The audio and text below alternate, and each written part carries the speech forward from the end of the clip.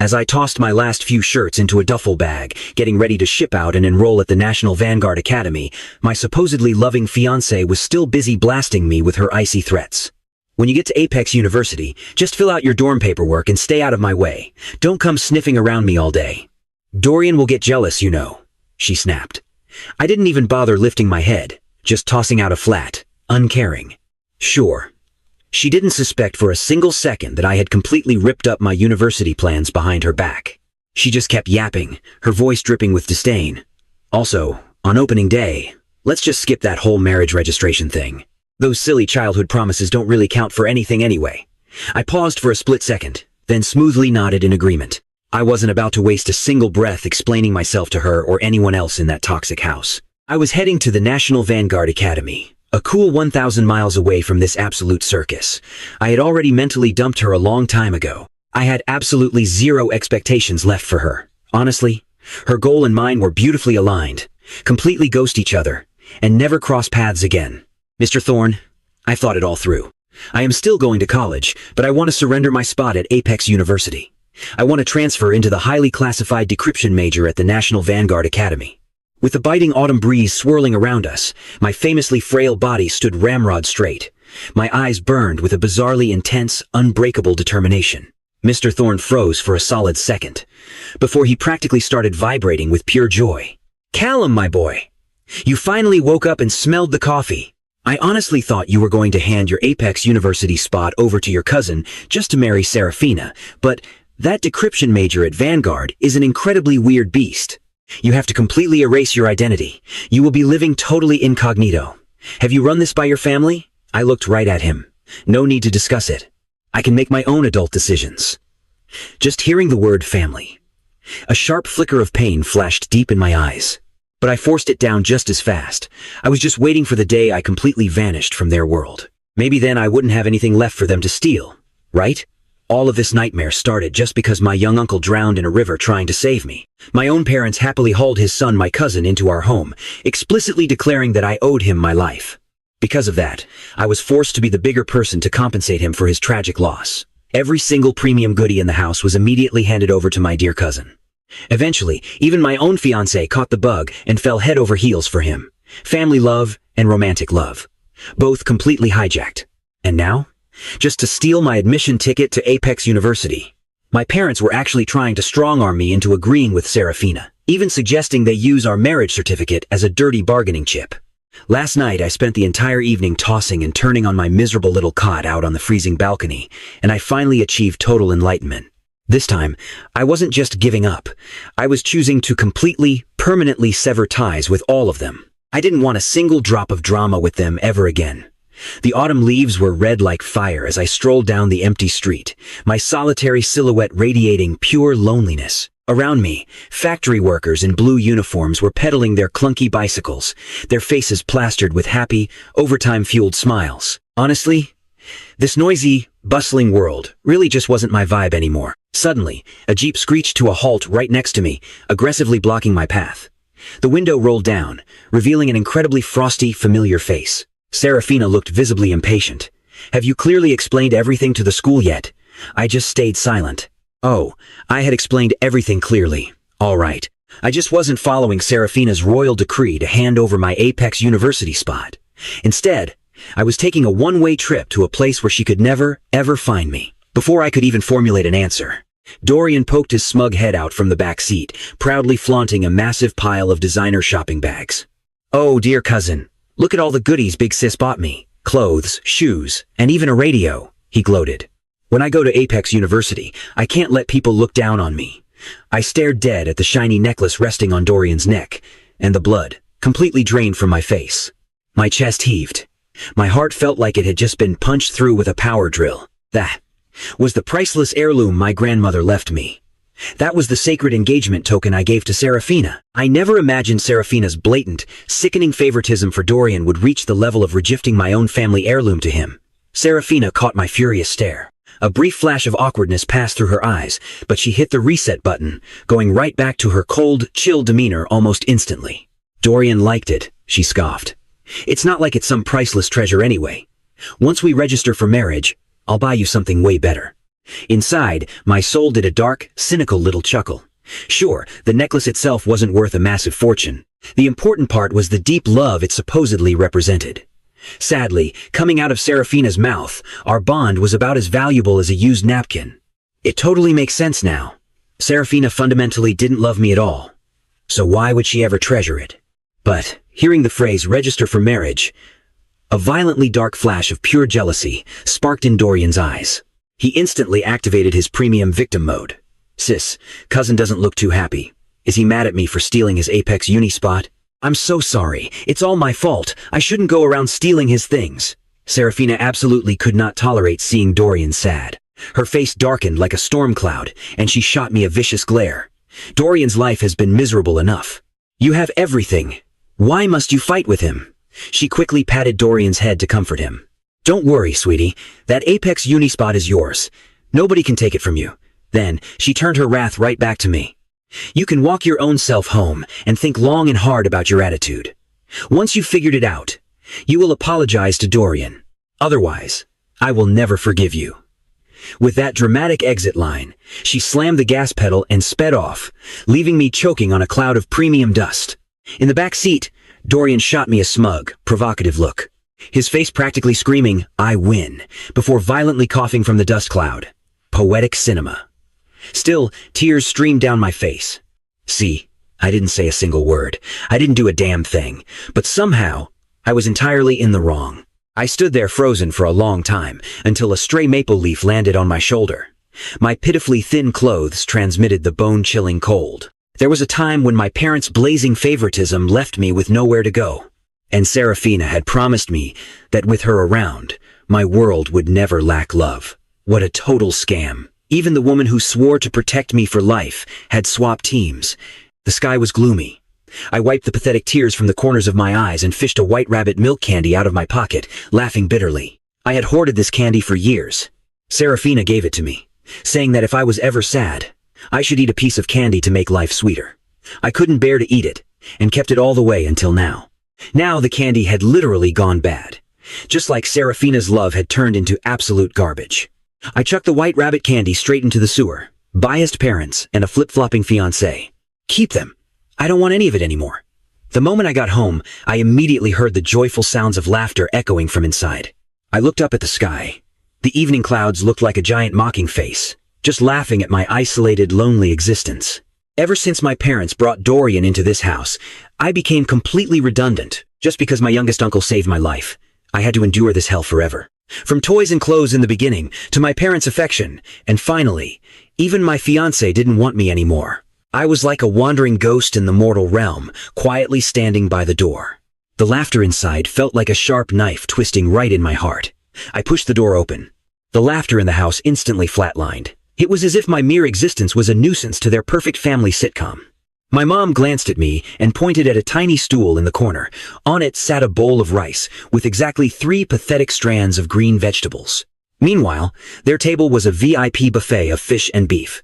Since childhood, my parents always claimed Dorian needed nutrition and reserved the absolute best for him, forcing me to be the understanding one. Giving up my seat, giving up my food. Now, I was reduced to living on a moldy, broken cot on the balcony, eating scavenged greens. But my parents never once considered the fact that I was only half a year older than Dorian. I also required things like, calories. My mom stood up intentionally, grabbing a piece of fish and dropping it into my bowl, smiling brightly. Here, this is your absolute favorite. Sit down and eat, son. I stated with zero emotion, Mom. I'm allergic to fish. The one who loves fish is my dear cousin. This time, my mom didn't get immediately annoyed and yell at me for being difficult like she usually did. She stared into my eyes, displaying a phenomenally rare look of maternal kindness. Did you explain things clearly to the school? Just give your Apex University admission to your cousin. You're a smart boy. You can just retake the exam next year. I kept my mouth shut. My mom's face instantly mutated. Her tone shifted into drill sergeant mode. How can you disagree? You literally owe Dorian your life. What's the big deal about an Apex uni spot? You need to grow up and be a bit more understanding. Even though I had lived through this exact scenario countless times, seeing my mom's blatant bias still managed to break my heart. My dad slammed his chopsticks down and suddenly delivered a 5-star heavyweight slap right to my face. He looked at me with the pure fury of a man staring at his sworn enemy. How the hell did I raise such an ungrateful brat? If you don't agree, get the hell out of this house. I have no son like you. My brain was buzzing. A bright red handprint blossomed on my cheek, facing my parents' furious glares. My body felt like it was being shredded by 10,000 blades. Trembling uncontrollably, Dorian hastily wiped away his crocodile tears, looking incredibly wronged. Please, everyone, don't pressure cousin anymore. It makes me feel awful just watching. Maybe college just isn't in the cards for me. Don't be mad at my cousin. Just blame me for being completely unlovable.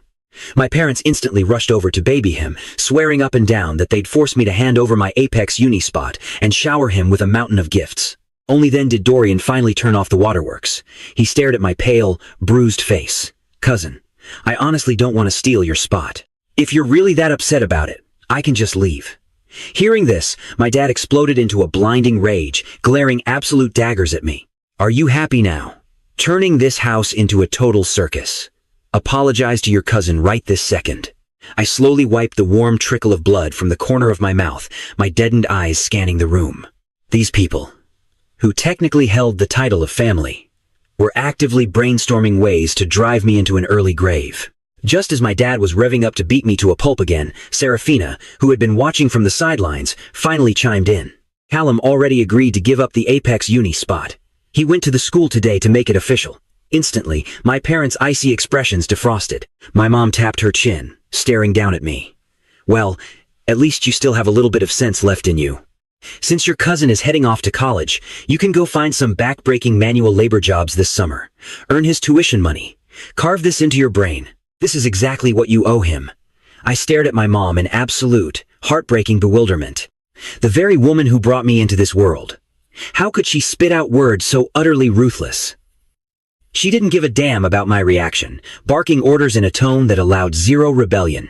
Once summer break hits, go get to work. You've got nothing but useless free time at home anyway. My dad nodded in firm, proud agreement.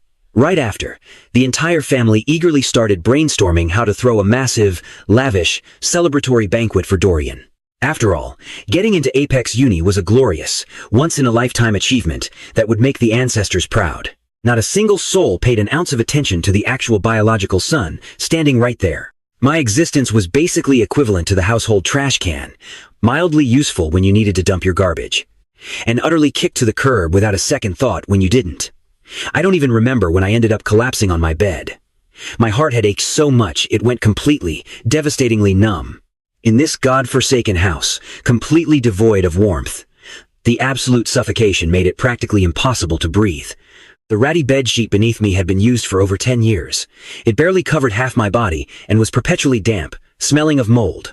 Dorian, on the other hand, got a bright, spacious bedroom stuffed with every expensive gadget, toy, and sweet treat my parents could physically purchase.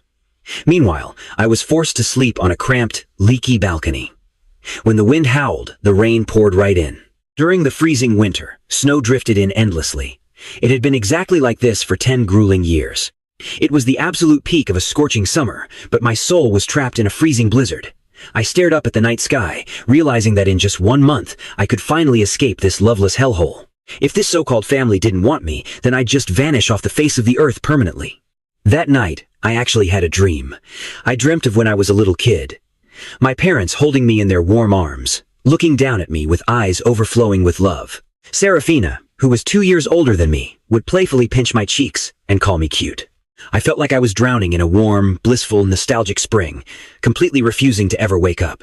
But the second Dorian appeared like a sleep paralysis demon, my parents' faces twisted into hateful, demonic masks, screaming at me. Seraphina turned her back on me too, walking further and further away. I sobbed and screamed at the top of my lungs. Mom, Dad, Seraphina, please, please, don't abandon me. I ran forward like a madman, only to find a pitch-black, bottomless abyss right under my feet. I fell. Utter despair and agony suffocated my lungs, leaving me completely unable to struggle. Meanwhile, my parents and Seraphina didn't even spare me a single glance back, crowding around Dorian as they walked off into the distance. I was left to sink into endless, suffocating darkness forever. Suddenly, the explosive pop of firecrackers outside shocked me awake. I snapped my eyes open. My ratty pillow was utterly soaked with freezing tears. I really thought I wouldn't be heartbroken over them anymore. But deep down in my pathetic subconscious, I still craved their love and validation.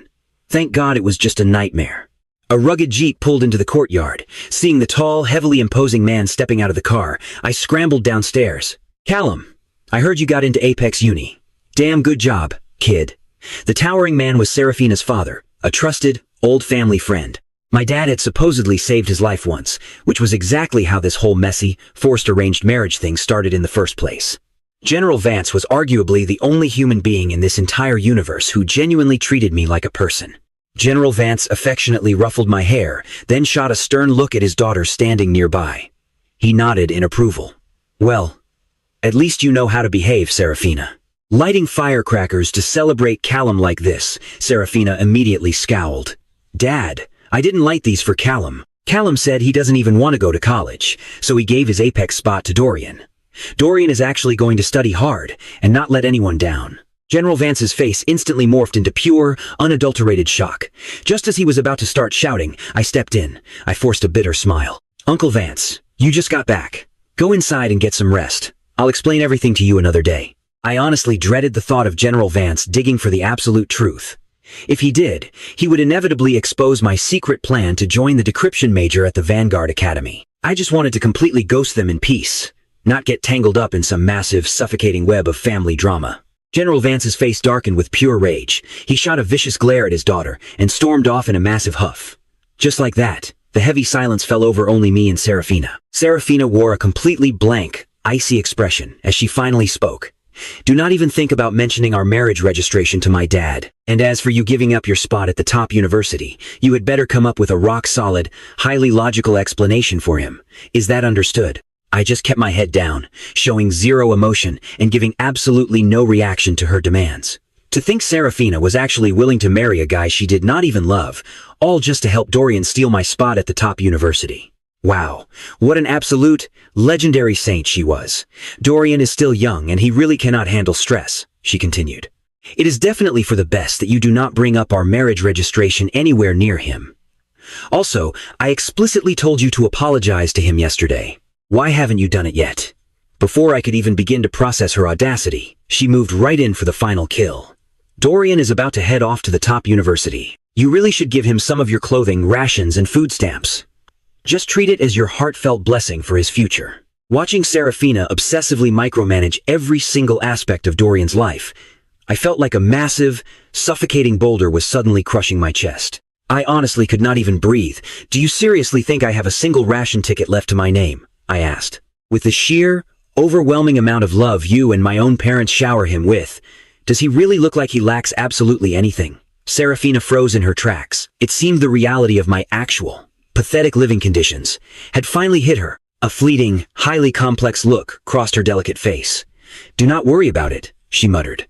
"Since I already agreed to register for marriage with you, I am not going to back out now." Ah, yes.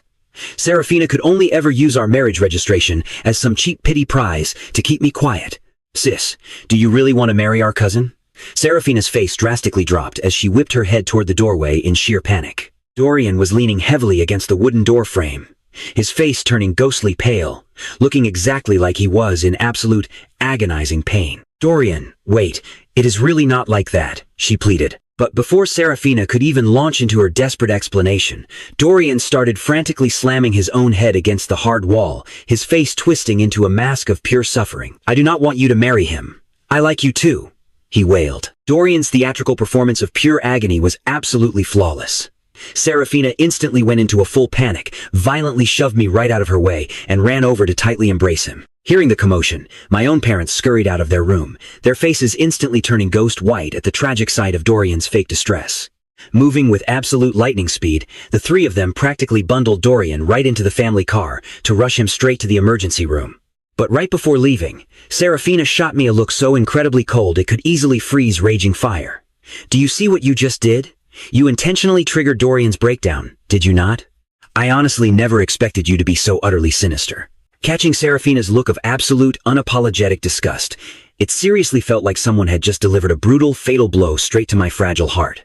No matter what on earth Dorian actually wanted, all he ever had to do was act just a little bit sad, and my entire family would revolve around him like he was their only true son. Every single mistake was somehow entirely my fault. Seraphina's furiously twisted face kept endlessly looping right inside my bruised brain. I kept fiercely telling myself, do not ever be sad over a woman who clearly does not love you anymore. But my stupid, traitorous tears simply would not cooperate, spilling out down my cheeks anyway. Dorian's pathetic little tricks were so painfully obvious if anyone just bothered to pay half a second of actual attention.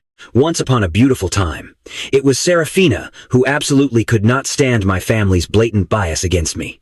Back when Dorian pushed me to my absolute breaking point, she furiously stormed right into my house, dragged me out by the hand, and loudly announced to the entire neighborhood that absolutely nobody was ever allowed to bully me.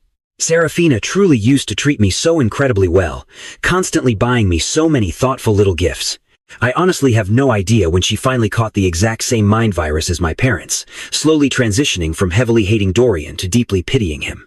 Dorian was exactly like my own personal kryptonite, seemingly destined to snatch away absolutely every good thing in my entire life. I coldly watched their car drive far away, just letting my bitter tears hit the unforgiving dirt. I swore to myself this was the absolute last time I would ever cry for Seraphina. It was also the very last time I would ever shed a single tear for this totally warmth-free, pathetic joke of a family. Once I was finally done hurting, I was going to fiercely live only for myself, dedicating my vibrant youth to proudly building up the nation. I aggressively marched right back into the house and started ruthlessly cleaning out my tiny, cramped balcony. Buried inside some badly battered cardboard boxes, I had religiously treasured every single precious gift Seraphina had ever given me. Items as big as a hand-carved wooden toy, or as incredibly small as a fragile autumn leaf. I used to treat her casual gifts like holy, sacred relics, never once daring to even think about throwing them away. But looking at them right now, they looked exactly like what they truly were. Just worthless garbage. I gathered up all of the gifts, piled them up high in the center of the courtyard, and firmly struck a single match. Along with my pathetic, lingering love for Seraphina, I decided to bury it all in a roaring sea of bright orange flames. Just as her precious gifts were about to completely turn into gray ash, Seraphina suddenly returned to the courtyard, walking right into the fiery scene. Seeing the intensely blazing fire, her beautiful face instantly morphed in total, sheer shock. A massive, suffocating wave of genuine panic physically surged in her chest. Her voice actually trembled wildly as she stared right at me in total, staggering disbelief. Callum, those are the gifts I gave you. Why on earth are you burning them? It clearly felt like something vital had just violently slipped entirely out of her control, making her totally panic for confusing reasons she could not even begin to explain. I just stared intently at a burning wooden puppet until it completely turned into a black lump of dead charcoal. Then, slowly, I turned my head, meeting her frantic gaze with a perfectly cold, dead calm expression. In that exact split second, Seraphina got this gut-wrenching feeling that the boy standing right in front of her was about to slip through her fingers forever. I took a massive, shaky breath. In that very moment, all those carefully chosen gifts just turned to absolute dust. The heavy, suffocating obsession I had carried in my heart finally evaporated into thin air. My incredibly biased parents, whoever Seraphina actually cared about, whoever was pretending to be in pain. Honestly, none of it was my freaking problem anymore. I had to walk my own path now. They got all moldy, so I just threw them in the fire and burned them. My first, raw instinct was to spell every single thing out for Seraphina, to scream at the top of my lungs, and loudly declare that I didn't love her anymore. But knowing I only had roughly 20 days left before I vanished completely from this world, I swallowed the bitter words down. Seeing me stay quiet, Seraphina let out a massive sigh of relief and gave a smug nod. Burning them is completely fine. It's not like that garbage was worth anything anyway, she scoffed. Once we register for marriage, we can just buy more. I flashed a hollow smile. We were definitely not registering for any damn marriage. There was absolutely no after this for us. Seraphina clearly bought into the delusion that outside of her, I had absolutely zero options and literally couldn't survive if I left. Her little moment of panic just now was obviously a false alarm in her head. Almost instantly, her expression defaulted right back to its usual, unbearable arrogance. She frowned, looking incredibly displeased. Stop sulking around all day like a loser, she snapped. Dorian lost his parents and suffers from severe depression. He cannot handle any more of your triggers. You literally have everything. There's absolutely no need for you to fight with him. Pure, suffocating disappointment, laced with a massive dose of sarcasm, coated my sharp reply. Oh? Please, do tell me what exactly I have. The overflowing, beautiful love of my parents? The deep, unwavering care of my loving fiancé? I don't even own a single decent set of clothes. Dorian completely hijacked my entire life, man. What more could he possibly want from me? Seraphina clearly wasn't in the mood to listen to my so-called sob story. She totally lost her patience. You still have your parents, and you have me, don't you? Dorian is in agonizing, unbearable pain at the hospital right now. Go apologize to him this instant. I seriously thought my freaking ears were malfunctioning. Dorian's supposed depression was faker than a $3 bill. Yet, every single one of these people was oh so conveniently blind to my actual soul-crushing despair. That golden boy had my own parents keeping him company all day. He had my fiancée catering to his every whim, and an entire squad of high-end medical staff buzzing around him constantly. And she seriously thought I was the one who needed to go bow my head? Seraphina just exploded. Why do you have absolutely zero sympathy in that cold heart of yours? Dorian's severe depression was caused by you. No matter what happens, you are the older cousin. You should step up and be the bigger person for once. You still haven't even realized your own mistakes. It really seems like we've spoiled you way too much. Callum, do not dare say I didn't give you a fair chance. If you don't haul yourself over to that hospital right now and apologize, our marriage registration is going on hold. Indefinitely. And with that childish threat, she stormed off in a furious rage. She clearly thought that using our marriage registration as a hostage would magically force my unconditional surrender. Honestly, I didn't care one bit. I just stood there and watched her Jeep drive away with the absolute tranquility of a Zen monk. I calmly walked back inside, fully intending to pack my bags and bolt from this hellhole, only to realize this massive, luxurious house held absolutely nothing worth taking with me. After finishing my totally non-existent packing, the evening rolled around, and my so-called parents finally returned home with faces that looked like furious thunderclouds. They clearly blamed me for somehow triggering their precious Dorian. My mom marched right up to my face, her eyes looking dead serious and completely devoid of warmth. Callum, you need to give Seraphina up. Dorian likes her, too. He threw a massive, chaotic fit at the hospital today, crying and demanding to kill himself over it. You are the older cousin here.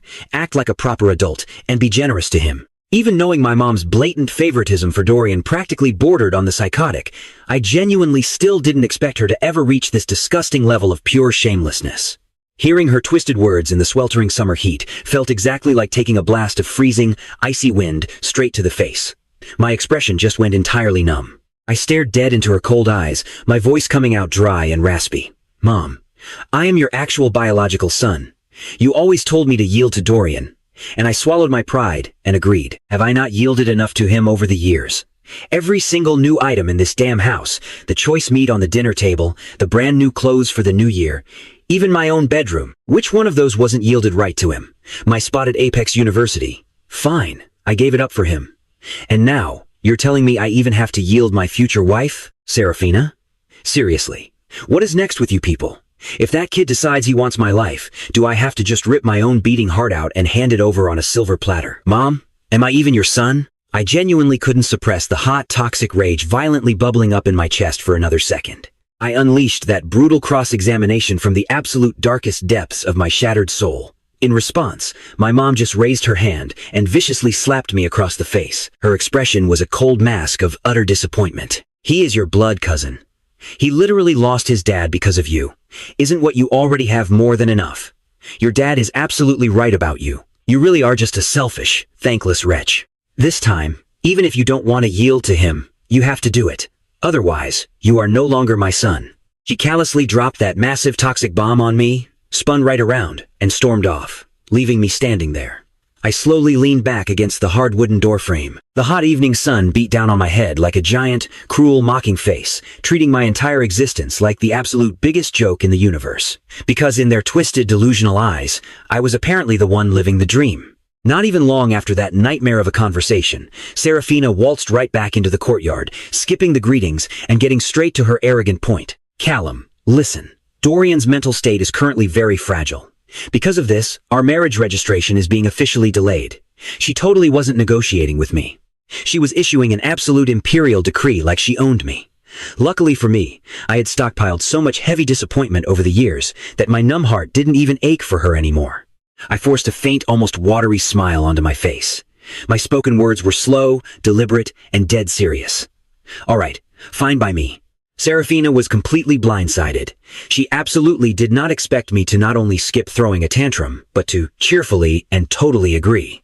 For a second, her brain just straight up short-circuited. She stood completely frozen in place for what felt like an eternity. I didn't even bother looking at her, letting my cold gaze drift over to the old sycamore tree out in the courtyard. It brought back memories of when I was 10 years old. Dorian had completely framed me to my parents, which ended up with me getting strung up and beaten until my entire body was just a bruised, bleeding mess. Completely alone with absolutely nowhere to turn, I had squatted under that exact sycamore tree, just bawling my eyes out in total despair. It was Seraphina who walked right up to me, reached out her hand, smiled so gently, and said, "Let's go home. Your big sis is right here." Back then, she was literally a beam of light piercing through my pitch-black world, illuminating my entire life. From that moment on, I finally had an anchor, a tiny shred of hope. Seraphina always hoped I would get into Apex University and actually fulfill my dreams. Because of her, during those absolutely grueling high school years, I grinded my heart out in secret, finally securing that elite admission spot. I originally thought I could just follow right in Seraphina's footsteps, so we could stay together forever. But looking at it now, man, it was all just one giant, pathetic hallucination. The Seraphina, standing in front of me right now, felt like she had undergone a total personality transplant. Inch by inch, she was forcing me to constantly compromise. She was actually willing to marry someone she didn't even love, just so that scumbag Dorian could get into Apex University. Wow, what a truly epic romance. When she told me she was delaying the marriage registration, I felt profoundly calm. I had absolutely zero hopes tied to her anymore. Saying delay today just meant canceling tomorrow. By then, I'd completely lose my chance at college, and she definitely wouldn't be marrying me anyway. It was practically a mathematical certainty. Good thing I hadn't actually handed over my Apex University spot to them. 20+ days left. I was going to ditch this miserable hellhole, hit up the Vanguard Academy, and completely sever ties with every single one of them. "Callum, please don't overthink this. I promised you, and I definitely won't break my word," she pleaded. "It's mainly just because Dorian's mental state is super unstable right now, and I really don't want to trigger him." Seeing me so weirdly calm, completely devoid of all my usual whining and screaming, Seraphina got flustered and just couldn't help but attempt to justify herself. I finally pulled my gaze away from the sycamore tree and suddenly asked, "Hey sis, do you still remember what you promised me under that sycamore tree, back when I was 10?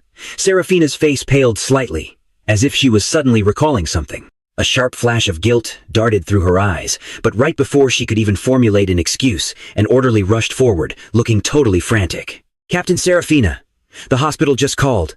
He's self-harming again." Seraphina immediately frowned, completely forgetting about my existence, as she spun around and jumped straight into the car. Watching her Jeep speed off, I just turned back to my room. That cramped, musty balcony really didn't have anything left to burn anyway. The gifts Seraphina had given me over the years were mostly just thin, worn-out clothes. Honestly, it felt like besides this actual physical body, my parents had never given me a single damn thing. Well, scratch that. They gave a lot, but they handed it all directly over to Dorian. After that, Seraphina vanished for a whole entire week. During those days, my parents and she practically lived at the hospital, constantly catering to Dorian's every whim. Meanwhile, I was having a grand old time. I didn't have to look at Dorian's highly punchable face for once, nor did I have to deal with my ridiculously biased, toxic parents. Instead, I tracked down General Vance, wanting to train my body to prep for the brutal Vanguard Academy. Since I had firmly committed to the Decryption major, I knew I'd be facing a massive mountain of danger in the future. General Vance didn't overthink my request. He just figured I suddenly got ambitious, so he trained me hardcore, without holding absolutely anything back. Another week quickly drifted by. Today, I was running drills out in the courtyard, completely drenched in sweat, but feeling mentally electric and alive. I buzzed off all my long, moody black hair. Seraphina had once mentioned she totally dug guys with an artistic vibe, so I had deliberately grown it out just for her. But now, I didn't need to go to Apex University for her anymore. From now on, I was living exclusively for me. After that buzz cut, I looked like a completely different human being. I looked in the mirror inside, in total admiration. Now this was a real military aura. General Vance didn't specifically know why I was training so relentlessly, but he vaguely guessed something was up, so he thankfully didn't pry. Young people issues, he probably thought, figuring we'd sort it out ourselves.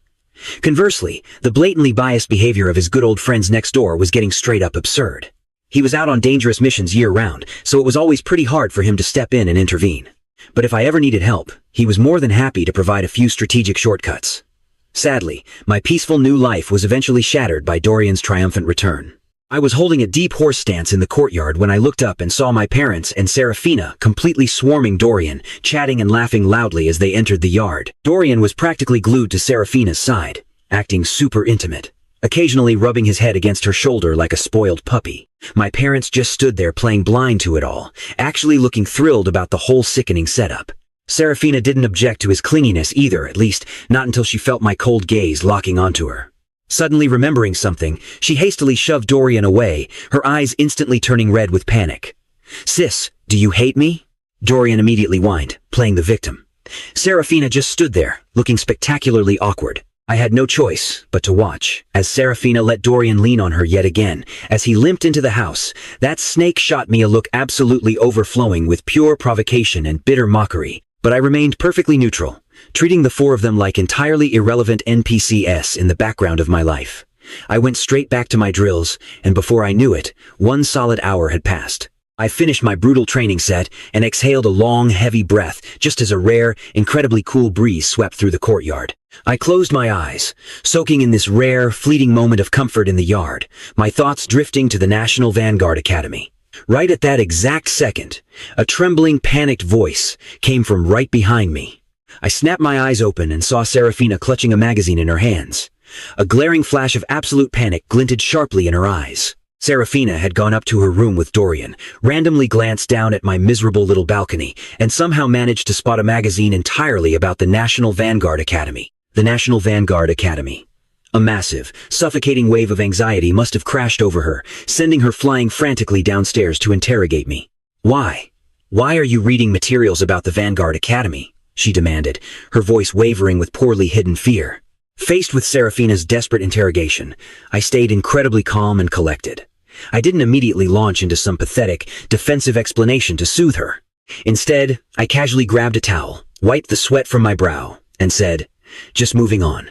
Instantly, Seraphina grabbed my arm, her body shaking slightly, acting as if she were about to lose her absolute most prized possession.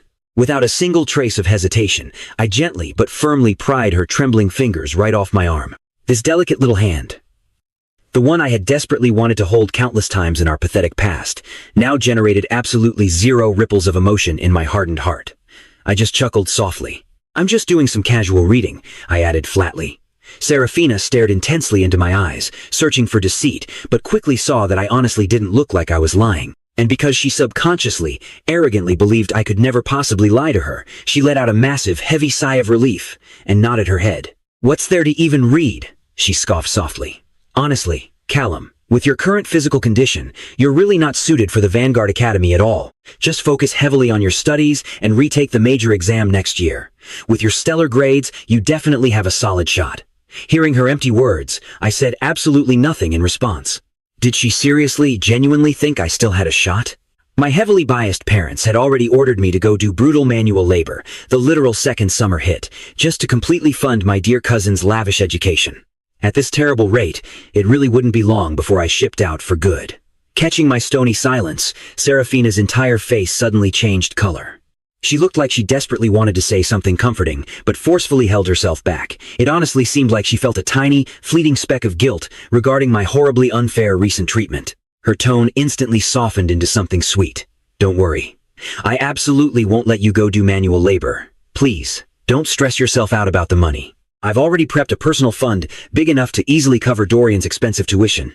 Hearing that, I just laughed bitterly on the inside, at my own pathetically tragic life. See? Seraphina treated Dorian so incredibly well. She systematically covered every single possible angle for him. Not only did she force me to permanently give up my Apex University spot, she even had all of his tuition perfectly lined up. I really had to hand it to all of them. What a beautiful, perfectly happy little family they made without me. Of course, I easily noticed the frantic panic hiding in Seraphina's heart, but I definitely didn't foolishly interpret it as actual love for me. It was really just a tiny dash of lingering guilt.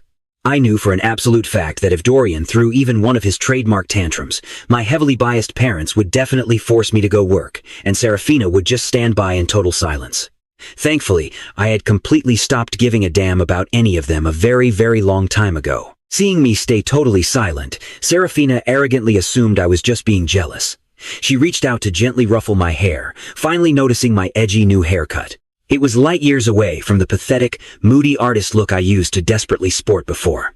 She didn't know exactly why, but even though I was physically standing right in front of her, it terrifyingly felt like I was about to completely disappear forever. She was totally losing control of me. "Callum, I will marry you. Trust me, it's just going to take a little bit longer," Seraphina boldly declared, using a heavy tone that strictly banned all possible doubt.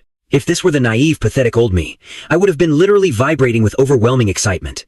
But right now, I just gave a barely there response. "Oh," I replied, my face an impenetrable mask of pure indifference, which only served to make Seraphina feel even more frantically disoriented. Meanwhile, up on the second-floor balcony, Dorian just so happened to witness this little interaction. Pure, unadulterated, venomous hatred positively beamed from his toxic eyes. That night, completely unfazed by their drama, I went to sleep very early, partially because I absolutely didn't want to look at my toxic parents pampering Dorian like an actual king, and partially because the intense daytime training was incredibly exhausting. The very next morning, I eagerly left the suffocating house early and immediately headed straight to my school. Inside the homeroom teacher's office, I saw a tall man dressed in full, striking military uniform, radiating a tough, battle-hardened aura.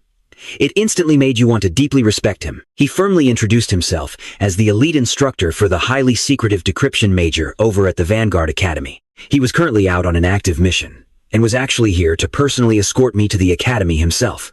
The Decryption major was highly unique and insanely prestigious. It was an early enrollment process, completely bypassing all the normal, tedious procedures, meaning there was absolutely no standard acceptance letter. The Vanguard instructor would just personally pick you up and directly take you to a highly classified location for intense training and the final official handover. The stern instructor calmly told me he would return to the school in exactly 1 week to officially pick me up.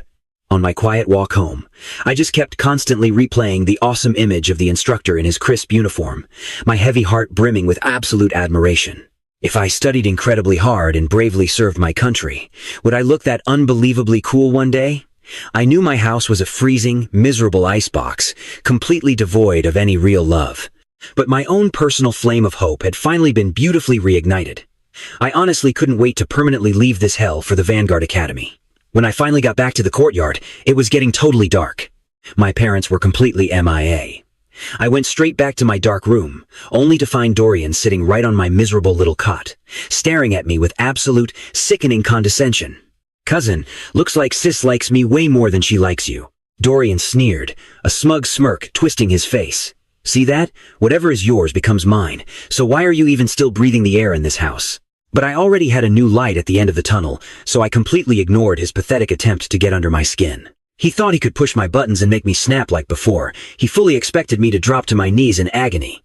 He was ready to laugh in my face, but seeing me stand there, cool as a cucumber, it was like punching a cloud, his face completely soured. Dorian absolutely despised that feeling. Remembering Seraphina's promise to me out in the yard, he practically foamed at the mouth with jealousy. Even after he literally hurt himself, Seraphina only delayed our marriage registration. She didn't actually belong to him. That's exactly why he couldn't resist coming here to mock me. But my totally zen attitude just fueled his rage. A spark of pure madness glinted in Dorian's eyes. He leaned in, his voice dripping with sinister intent. "Say, if you got so violently jealous that you shoved me off this balcony, who do you think they'd believe?" My stomach dropped. I tried to pull away, but Dorian shoved me straight over the edge. "Help!" Dorian screamed, before viciously bashing his own head against the wall. Then, he sprinted downstairs to lay right next to me. I plummeted from the second floor, slamming hard onto the unforgiving ground. The pain was blinding. I couldn't even breathe. Dorian's Oscar-worthy screams immediately summoned my parents and Seraphina. The three of them sprinted over.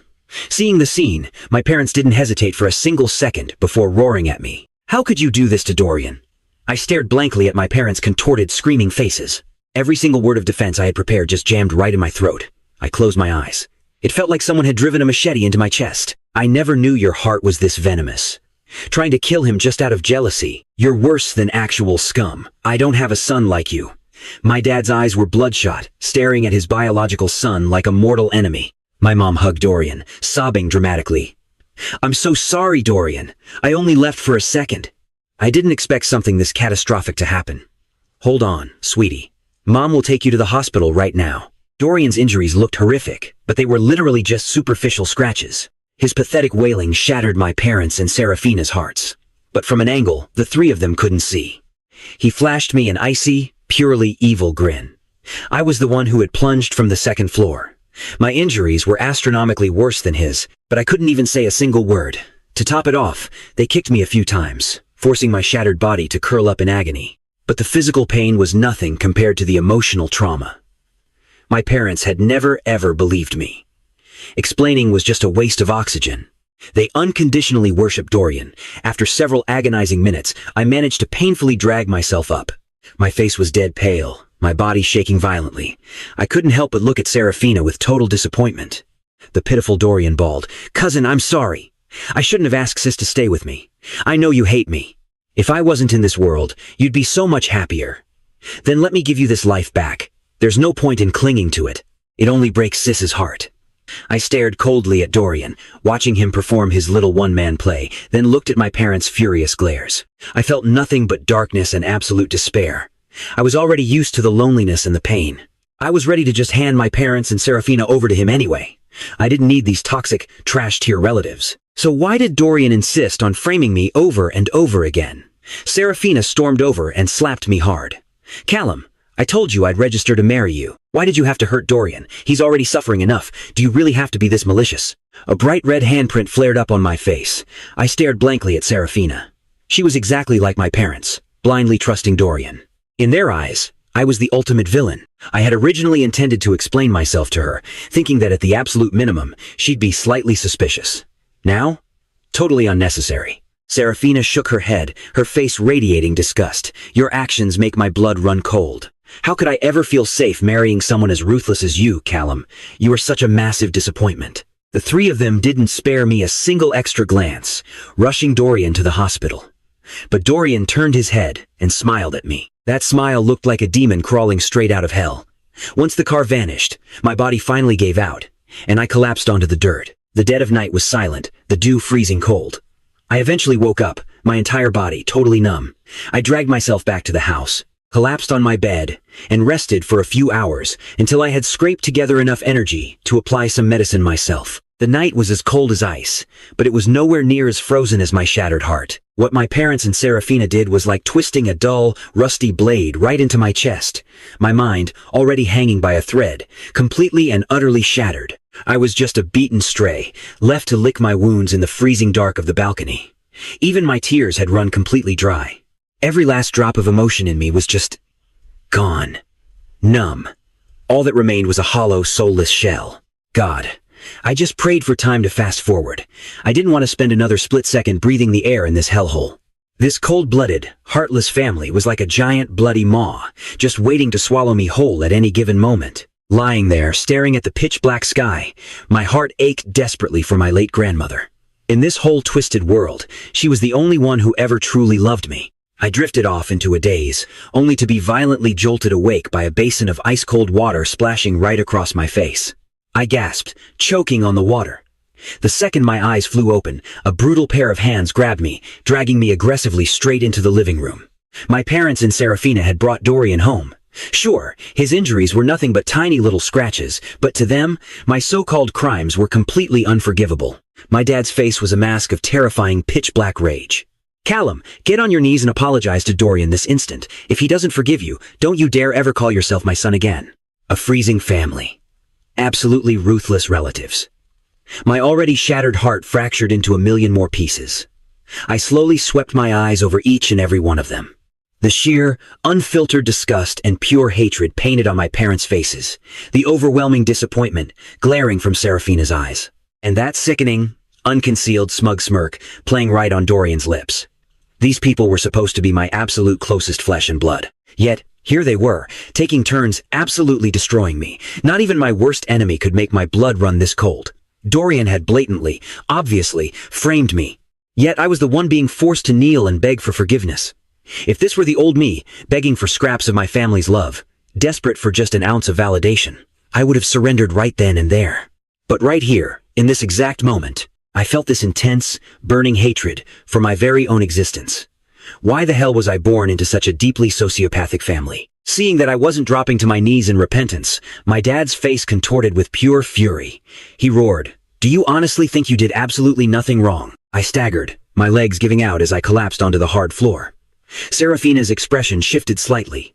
She took a half step forward, almost like she wanted to help me up, but then, she suddenly remembered my so-called crimes. Letting me take a little punishment was probably for the best, she reasoned. She stopped my dad, just silently shaking her head. Only then did that monster back off. My eyes twitched. For a split second, I actually thought Seraphina was going to stick up for me, but her next words made me want to burst out into hysterical laughter. Seraphina frowned, looking down at me with supreme, icy indifference. Just look at your current state. You are entirely unfit to go register for marriage with me. If Dorian wasn't so incredibly lucky, he probably would have died from that nasty fall. Consider this your punishment. Our marriage registration is officially postponed. To compensate Dorian, I am going to hold a wedding ceremony with him first. My whole body violently convulsed. I stared at Seraphina in absolute, pure disbelief. What kind of twisted, demented punishment was this? Catching my brutally sarcastic stare, Seraphina actually felt a tiny twinge of guilt, snapping back defensively. It is not like it is a real marriage, okay? I just want to make it up to him. My parents and Seraphina kept their eyes locked dead onto me. They instinctively positioned themselves right in front of Dorian, shielding him just in case I completely lost my mind and attacked. Sadly for them, they were thoroughly disappointed. Not only did I not throw a screaming fit to stop it, I actually flashed them a radiant beaming smile. Well then, an early congratulations to you both. Are my dear cousin and my future cousin-in-law done talking?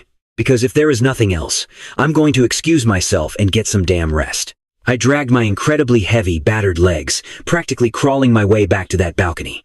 I didn't want to look at their sickening faces for a single second longer. Dorian wiped away his imaginary tears, putting on his absolute best dramatic act. Cousin, me and sis are having a wedding. You'll come attend, right? Even though it is just for show, I am already so satisfied. I really hope I can get your blessing. My dad snorted loudly. Don't you worry. Even if that brat doesn't want to go, I'll tie him up and drag his sorry self there. Did he really think he could commit a crime and not pay the price? My mom viciously screamed at my retreating back. If you do not show up, you can get the hell out of this house for good. Seraphina, meanwhile, didn't know exactly why, but seeing that I wasn't acting like a completely jealous maniac like I usually did, a massive wave of deep unease crashed right over her. I'm not really marrying Dorian, she thought. It's just a formality. In her twisted mind, she thought I had completely lost myself to jealousy and just couldn't be allowed to make any more mistakes. If this taught me a harsh lesson, maybe we could still salvage things between us. She actually planned to have a long, serious talk with me after this ridiculous fake wedding was over. But that cousin-in-law comment? And that serene, totally detached smile plastered on my face? It felt like a cold steel spike being driven straight into her heart. Why was she suddenly feeling like this? After that, the three of them just went back to completely ignoring me. They didn't give a damn that I had just fallen from the second floor. They didn't care if I lived or died. They didn't even care if I packed up and ran away, in their sick, deluded minds. I cared about this family so deeply, and loved Seraphina with such a desperate intensity that no matter how massive the world was, they were my only sanctuary. For the next 3 days, I didn't make a single peep, staying completely locked down at home to quietly nurse my wounds. Meanwhile, my parents and Seraphina were practically glowing as they joyfully planned the wedding. They even booked a high-end state-run restaurant for the venue. For folks in this era, that was an insanely extravagant flex. But just to put a smile on Dorian's face, my parents dumped their entire life savings without batting an eye. Finally, the big day of the wedding arrived. I had my bags packed bright and early, just sitting there, waiting for the Vanguard Academy instructor to come pick me up. My parents and Dorian had already rushed over to the restaurant to greet the guests. Seraphina, treating this as a totally fake wedding, didn't even bother with a wedding dress. She strolled right up to me. Callum, you're coming with me later, right? Dorian and I are literally just going through the motions. We aren't actually registering any papers. Don't worry, I'm still going to marry you. Her words were crisp, clear, and utterly convincing. It sounded exactly like when I was 10 years old, kicked to the curb by my parents, shivering under the sycamore tree in the yard. Back then, she was my only ray of hope. She was the girl who promised she would never, ever leave me. But how much time had really passed? The Seraphina I knew had completely vanished, replaced by a stranger. I kept my face totally neutral and just gave a blank nod. Seraphina immediately let out this massive, dramatic sigh of relief. She honestly thought I was going to crash the wedding and cause an apocalyptic scene today. But seeing how calm I was, she figured I had finally learned my place and would be a good, obedient boy from now on. She stubbornly insisted on dragging me to the restaurant. She couldn't see the sheer, cold anticipation burning in my eyes, while her own heart was clearly a chaotic, guilty mess of panic. I kept my absolute zen attitude, playing along and responding to her, every word perfectly. It honestly felt like the woman standing in front of me wasn't my beloved fiancée anymore, but just some random stranger. Right as Seraphina was about to forcefully shove me into her car, an orderly rushed over, panting, and said the restaurant couldn't wait another second. She finally backed off, but strictly ordered me to show up. "If you don't come, we are never getting married," she threatened. Watching her speed away, I held my poker face, grabbed my trusty woven bag, and walked right out of that suffocating courtyard. The exact second her car vanished, the academy instructor's ride pulled into the yard. He leaned out and asked if I wanted to say a quick goodbye to my family. I turned my head and took one last look at the courtyard. This hellhole held 15 long years of pure, agonizing torture. I didn't want to stay for another fraction of a second. Toxic parents, a traitorous fiancé. I never wanted to see any of them ever again. "No need," I replied. I quickly hopped into the car. Once I joined the top-secret decryption major at the Vanguard Academy, my true identity would be completely wiped, and I'd live totally incognito. For the entire rest of my existence, I refused to be my parents' punching bag, and I definitely didn't want to be Seraphina's husband. I just wanted to be me, dedicating my life to my country from the shadows. As fate would have it, the Vanguard Academy's car drove right past that fancy state-run restaurant. I glanced out the window and saw my so-called family at the entrance, greeting guests. My parents and Dorian had these sickeningly blissful smiles plastered across their faces. Seraphina looked all shy and blushy, her face glowing with genuine anticipation. Honestly, the four of them looked like a picture-perfect family. The car smoothly rolled away, and those four people at the restaurant slowly faded from my line of sight forever. Callum was finally going to live a life that actually belonged to him. Meanwhile, standing in front of the restaurant, Seraphina suddenly felt a weird chill. She snapped her head up, but the military jeep carrying me away was already long gone. For some inexplicable reason, a massive wave of panic washed over her. Meanwhile, my parents were absolutely glowing, bragging to anyone with a pulse about their double dose of happiness. Not only had their precious Dorian gotten into Apex Uni, but he was also marrying the absolute prettiest girl in the neighborhood. Hearing all this, Seraphina actually started to feel pretty gross and uncomfortable. Whether it was the spot at Apex Uni, or the marriage itself, those things fundamentally belonged to me. She told herself she was just playing along to help cure Dorian, begrudgingly agreeing to this whole charade. But hearing my parents boast, it sounded like they truly believed this was exactly how things were supposed to be. Dorian clung to Seraphina like a leech, scanning the crowd. "Huh? Dad, why don't I see my cousin? Didn't he promise to come give us his blessing? Or is he just mad and hates seeing me happy? I knew it. I should have just kneeled down and begged him for forgiveness." Dorian flipped the victim switch flawlessly. My dad's face immediately darkened, and he scoffed, "That ungrateful little punk. I deeply regret ever having that kid." "He's not worth a thousandth of you, Dorian." My mom nodded vigorously in complete agreement. "Callum is just way too immature. His own cousin is getting married, and he doesn't even bother to show up. Never mind how he relentlessly bullied Dorian before. Dorian was generous enough to let all that slide. But just a few days ago, Callum literally almost killed him, and now he's the one throwing a pathetic temper tantrum. When we get back home, we are definitely going to teach that boy a harsh lesson." My parents were completely delusionally united in their verdict. In their minds, on Dorian's big day, I was supposed to just swallow my pride and show some generosity. Meanwhile, Dorian expertly added fuel to the fire, looking down with fake teary eyes. Maybe he really does love sis. I swear, I never actually wanted to steal her away from him. I just wanted to fulfill my one dying dream of having a wedding. Once this is all over, I'll hand her right back. But if my cousin is going to throw this much of a fit, maybe we should just cancel the whole thing. It was a classic, manipulative trick, playing the fragile victim just to detonate my parents' blinding rage against me all over again. Just thinking about my despairing, agonizing face, while I was forced to listen to my own parents curse me out, left Dorian feeling absolutely thrilled. Meanwhile, Seraphina kept shooting nervous glances toward the door. She still hadn't seen me anywhere, and she was getting incredibly agitated. She only agreed to this ridiculous wedding, not because she actually wanted to marry Dorian, but just to indulge his pathetic little sick wish. She genuinely felt I shouldn't be acting so incredibly petty about the whole situation. Surely I could understand, right? After all, a human life was supposed to be on the line here. But the memory of my cold, completely detached expression kept flashing wildly in her brain. Seeing that the ceremony was about to start and I still hadn't shown up, Seraphina couldn't wait another second and finally bolted outside. Dorian immediately panicked and hurriedly tried to stop her in her tracks. "Sis, wait. Are you abandoning me?" he whined. But Seraphina just snapped her head around, her gaze razor-sharp as she glared dead into Dorian's eyes. In that instant, Dorian actually jumped back, completely forgetting to keep up his pathetic little act. He almost never saw Seraphina look this absolutely terrifying.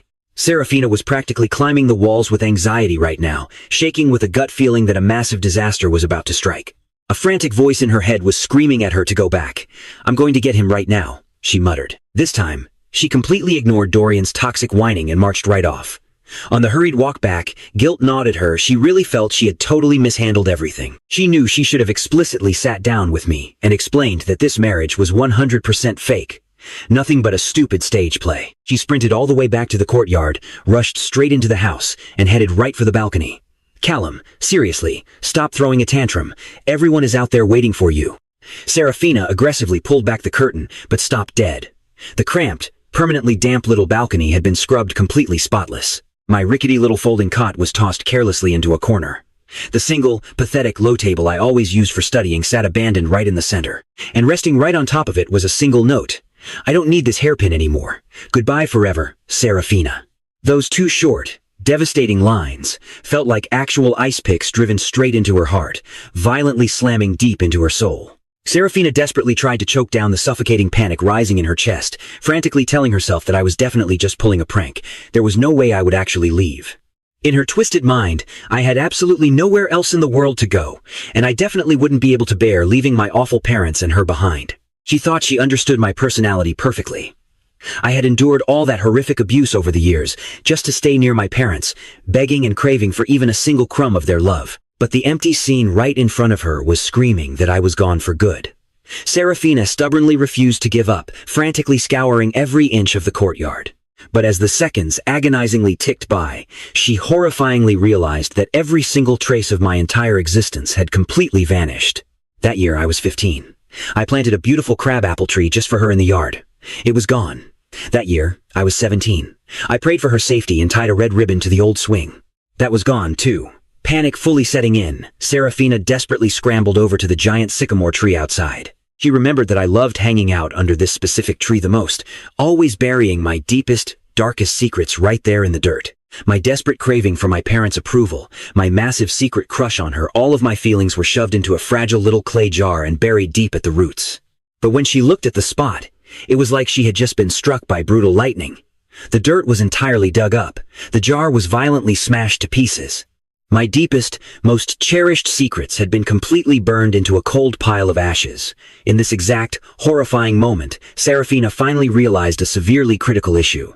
I was genuinely, permanently gone. Seraphina slowly squatted by the base of the sycamore tree, just staring blankly into the blackened ashes. The truth was, my departure actually had a million glaring warning signs.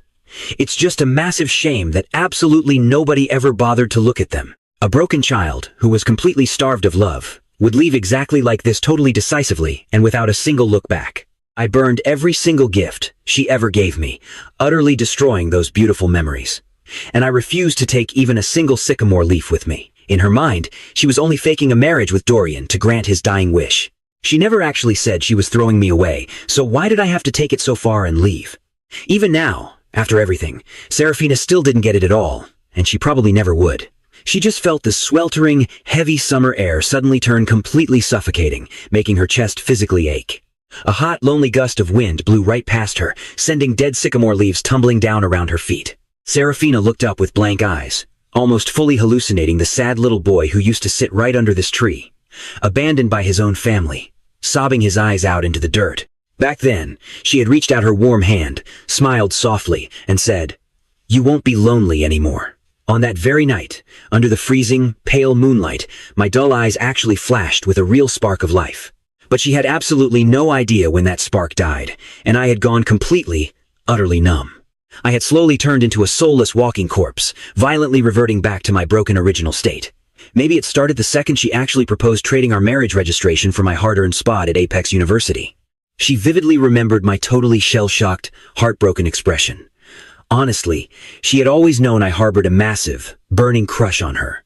She just worried too much about the stupid neighborhood gossip, so she never actually reciprocated my feelings, not until my toxic parents came knocking at the door. They said they wanted to use her to convince me to hand over my Apex University spot straight to Dorian. Did Seraphina even realize just how monumentally important Apex University was to my entire survival?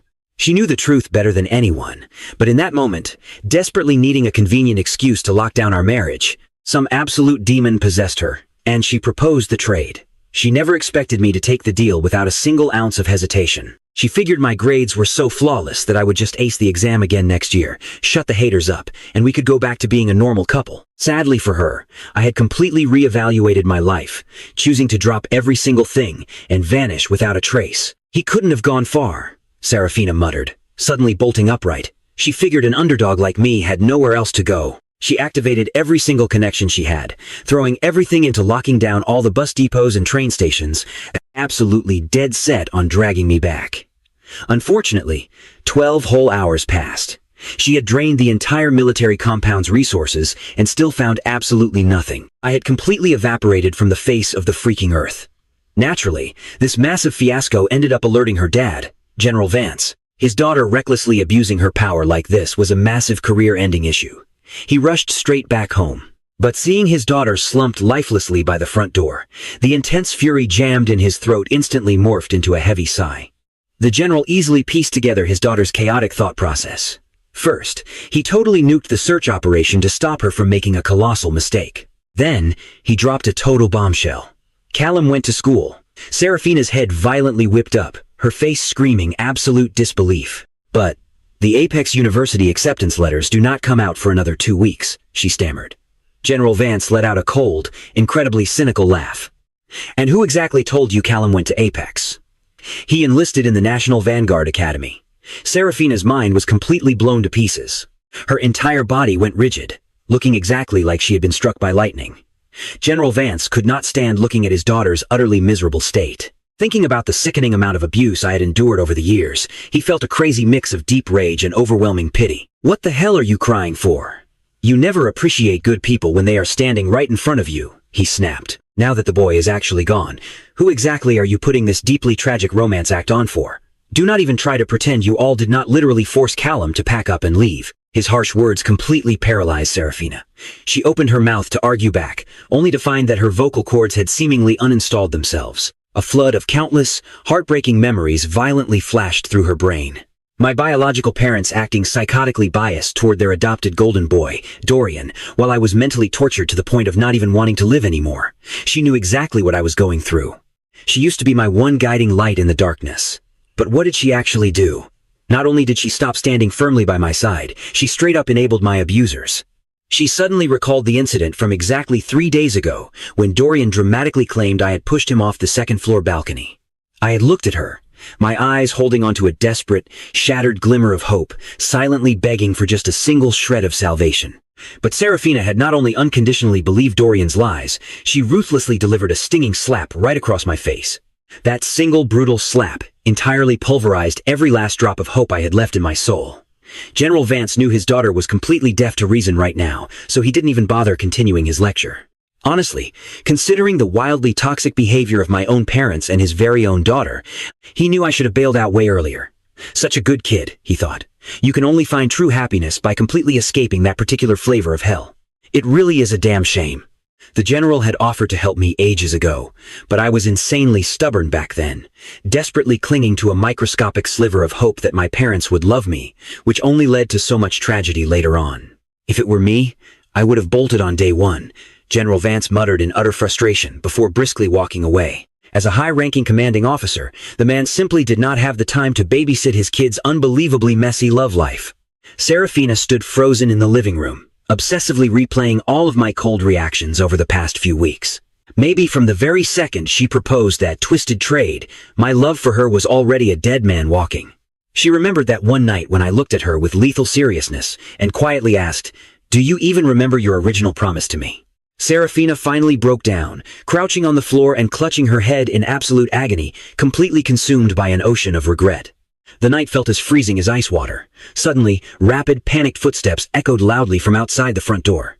My biological mother burst into the house, looking totally frantic. Apparently, precious Dorian thought Seraphina didn't want to hang out with him anymore, so he was currently throwing an epic, embarrassing tantrum down at the restaurant.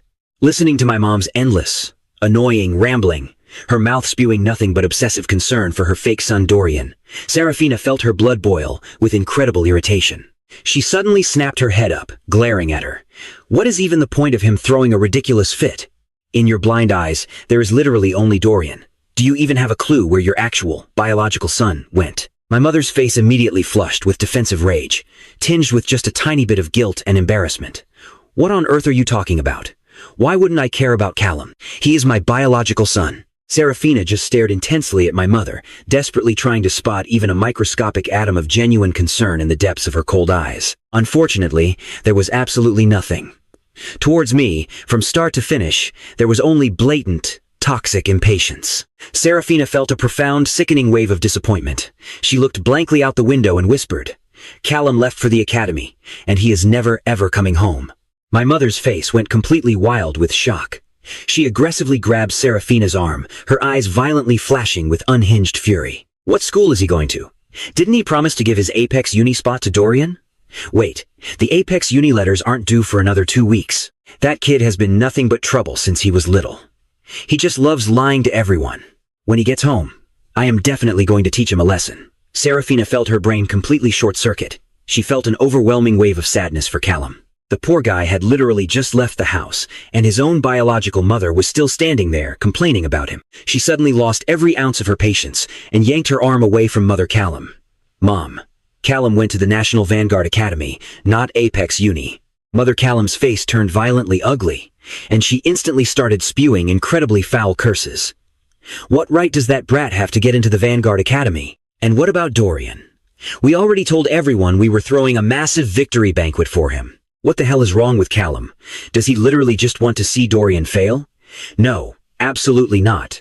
I have to call him back, right now. No matter what it takes, he has to give up that Apex Uni spot. Mother Callum forcefully grabbed Seraphina's arm, dragging her outside, like I had just committed high treason against the family. Seraphina originally wanted to shake her off, but one frantic sentence from the older woman completely silenced her. Dorian slit his wrists and is bleeding everywhere. Seraphina hesitated, but she was ultimately forced to follow Mother Callum to the hospital. After all, her walking out was the trigger that supposedly caused Dorian's massive mental breakdown. She still felt like she held a fraction of the responsibility. But on the way there, Seraphina finally made up her mind. Once Dorian was medically stabilized, she was going to spell everything out. She was never getting dragged into his toxic drama ever again. Right now, Seraphina just wanted to sprint out, find me, and beg, "Please just tell me the truth." Eventually, the two women arrived right outside the hospital room. Just as they were about to push the heavy door open, they clearly heard Dorian humming a little tune. He definitely didn't sound like a guy suffering from severe depression. In fact, he sounded absolutely thrilled.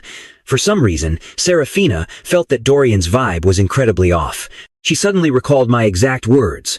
"Dorian's depression is totally fake. He isn't sick. He just wants to hijack my entire life." Before, Seraphina honestly thought I was just being an unreasonable, insanely jealous hater who was making things up for attention. But now that I had bolted in total, crushing despair, she couldn't help but seriously overthink everything. Seraphina quietly stopped Mother Callum and gently shook her head. "Shh, don't rush in. Let's just hear what Dorian is saying first."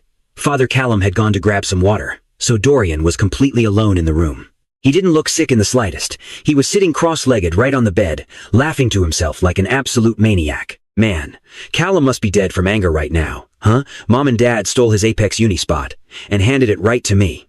And now, even his beautiful fiancée is all mine. Sure, it's just a fake marriage for now, but if I just throw a little pity fit, those two old fools will definitely help me force her to consummate it. Once I finally have her body, who cares if she changes her mind?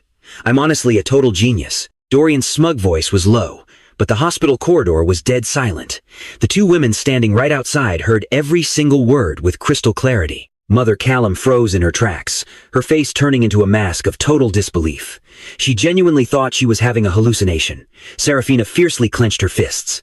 An apocalyptic level of rage was erupting from the very bottom of her soul. What the hell did she just hear? Dorian had been completely faking his illness this entire time. He was openly admitting to hijacking my entire life, first stealing my parents, then the Apex Uni spot, and finally, her. Seraphina literally felt her blood turn to ice. Even in her wildest, most horrific nightmares, she couldn't fathom a human being acting this wildly venomous. She slowly turned to look at Mother Callum, a crushing wave of infinite tragedy washing right over her. Just for a manipulative parasite like this guy, this woman had personally driven her own biological son away. Hilarious, isn't it? Thinking back on absolutely everything I had silently endured recently, Seraphina seriously wanted to slap herself twice across the face. They were all so wrong, so astronomically, embarrassingly wrong. They got played like cheap fiddles, especially that horrific last line about forcing her into his bed. That sickening thought sent absolute shivers down Seraphina's spine. She absolutely could not suppress her explosive fury anymore and violently kicked the door open with a massive crash. The sick, smug grin on Dorian's face hadn't even started to fade before his entire body went completely, rigidly stiff. Pure, unadulterated terror violently exploded in his eyes. "Auntie. Sis. How long have you guys been standing out there?" Before Seraphina could even get a single word out, Mother Callum charged forward and violently grabbed him by the collar, her face totally twisted in pure rage. "Why did you lie to me?" Dorian looked utterly horrified, instantly dropping down to his knees, but his panicked eyes furiously darted around the room, desperately trying to calculate a quick escape route. Mother Callum's face was chalky ashen. She simply couldn't believe those disgusting words had just come out of his mouth. She had always treated Dorian like a literal king, spoiling him absolutely rotten. She would have pulled down the damn stars from the sky if he just asked. And because of that blind devotion, she completely neglected me. And what did Dorian do in return? Called me a bastard and called her and her husband absolute idiots. Mother Callum fiercely raised her trembling hand to strike him. Dorian pathetically wailed and threw himself flat on the floor, screaming, "Auntie, wait, I was wrong. Those weren't my real thoughts. My brain was totally hallucinating. I dreamt my cousin framed me, and everyone just abandoned me. Sis dumped me, so I just started talking crazy." Mid-sentence, Dorian aggressively started bashing his own head against the hard floor. Seeing Dorian looking so utterly pathetic, Mother's expression wavered slightly. A sudden twinge of pity tugged at her heart, and she instinctively reached out, wanting to help him up. Dorian immediately caught that tiny shift in her attitude and mentally cheered. "Whatever you've done to Callum over the years, I will personally investigate every single detail." Seraphina's tone was absolutely ice cold. My sudden departure had completely snapped her back to reality. As the youngest captain in the entire sector, she clearly possessed serious, sharp competence. Hearing this, Dorian's face completely drained of color. He desperately tried to keep explaining himself, but Seraphina just spun on her heel and marched straight out of the room. A massive, volatile fireball of sheer rage was compressing tight inside her chest. If Dorian was truly a two-faced hypocrite, then practically everything from the past was violently flipped on its head. She didn't even dare to imagine the grim reality. If every single incident was actually self-directed by Dorian, then exactly how much brutal abuse had I suffered in silence? Honestly, just thinking about the sheer scale of it was absolutely horrifying to her. Leveraging General Vance's extensive network, she ruthlessly dug up all of Dorian's buried dirt in record time. And man, if she hadn't looked, she never would have known the horrifying truth. Staring at the massive, disgusting pile of stains on Dorian's record, Seraphina was so blindingly angry she was practically foaming at the mouth. Because Seraphina had officially stopped protecting Dorian, a whole lot of people were suddenly more than happy to eagerly spill the ugly truth. She even managed to find a secret diary tucked away in a hidden drawer in Dorian's room, meticulously chronicling all his twisted crimes. February 9th. It's my birthday. Dad gave me sports shoes. Ugly as hell. Why on earth was I born into such a pathetic, dirt-poor family? March 12th. Dad's dead. Died, saving Callum. Why couldn't it have been Seraphina? Then I could have played the saved your life card to weasel my way into the wealthy Vance family. But hey, the Callum family is alright, I guess. First order of business living here, force Callum out completely. With him hanging around, I'll never get everything I deserve. Luckily, Auntie absolutely loves me. Every single frame-up works like an absolute charm. I swear, I am literally a genius. Seraphina's hands shook as she flipped through the pages rapidly, stopping dead when she hit the entry from just a few days ago. Her pretty face turned incredibly dark and menacing.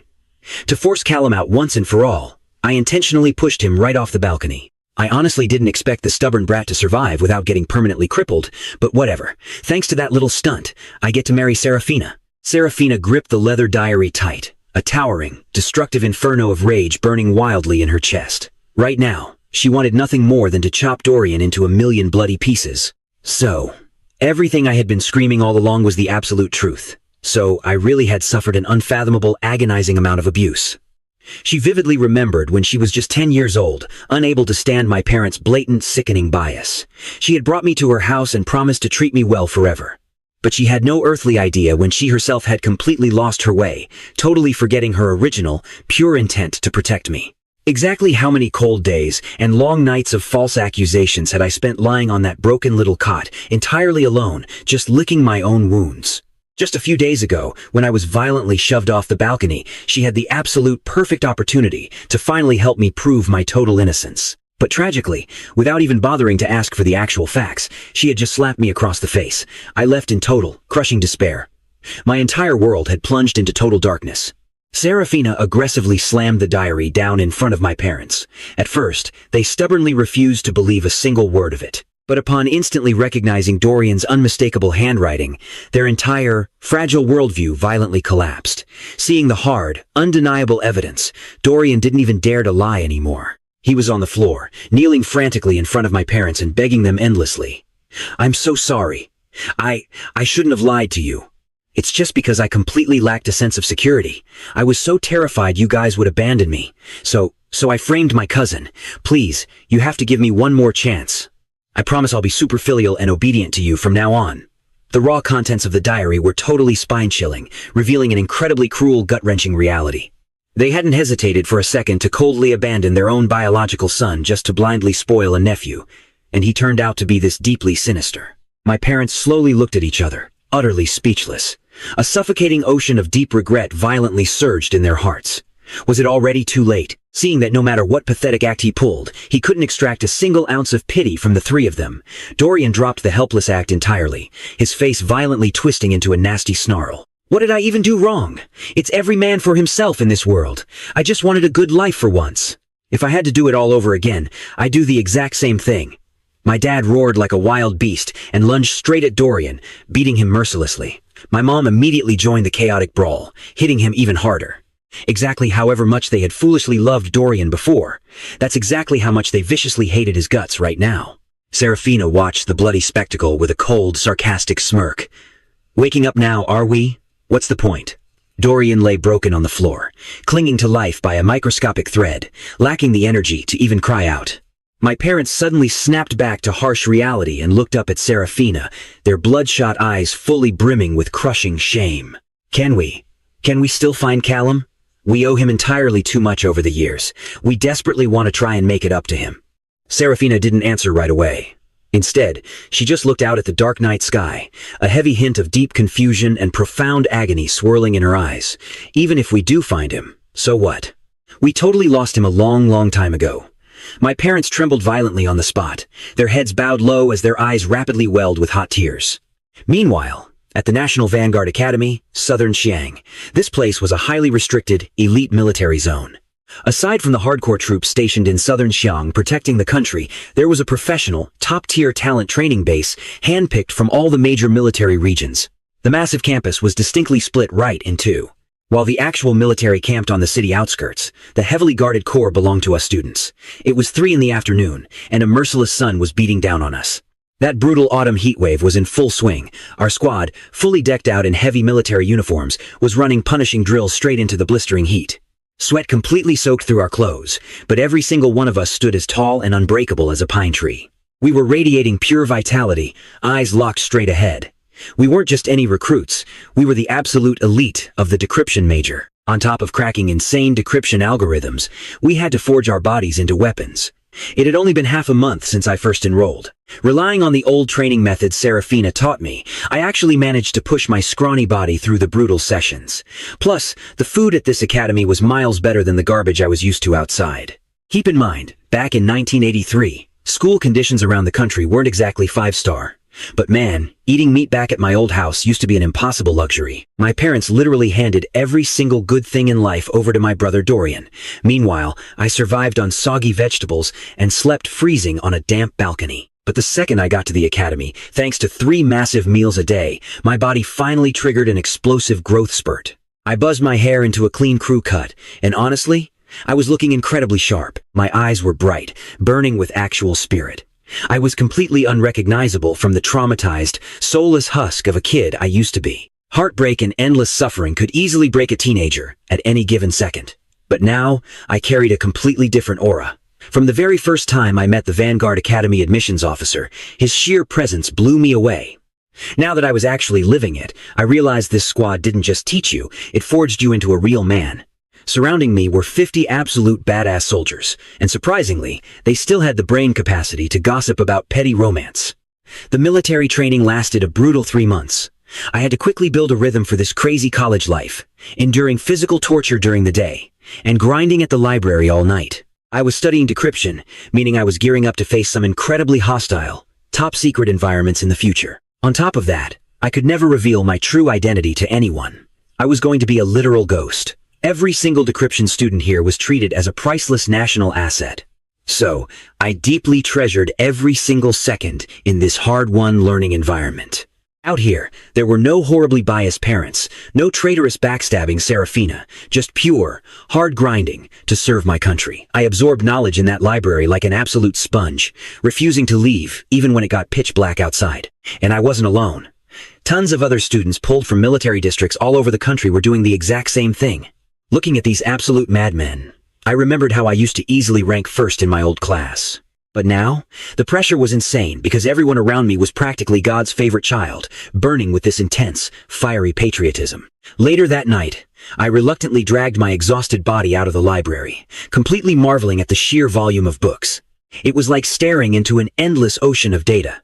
Even if I locked myself in there for a lifetime, I'd never be able to finish reading them all. Thankfully, for now, I was only focusing on the absolute basics of the Decryption major, just prepping myself before the professors officially kicked off our classes. The night air was biting and bitterly cold. As I walked down the quiet little path, I stopped for a second to just stare up at the sky. Flashes of my so-called family instantly crossed my mind. I had finally walked away. And honestly, I was probably never going back to that hellhole again. Those 4 must be living it up right now.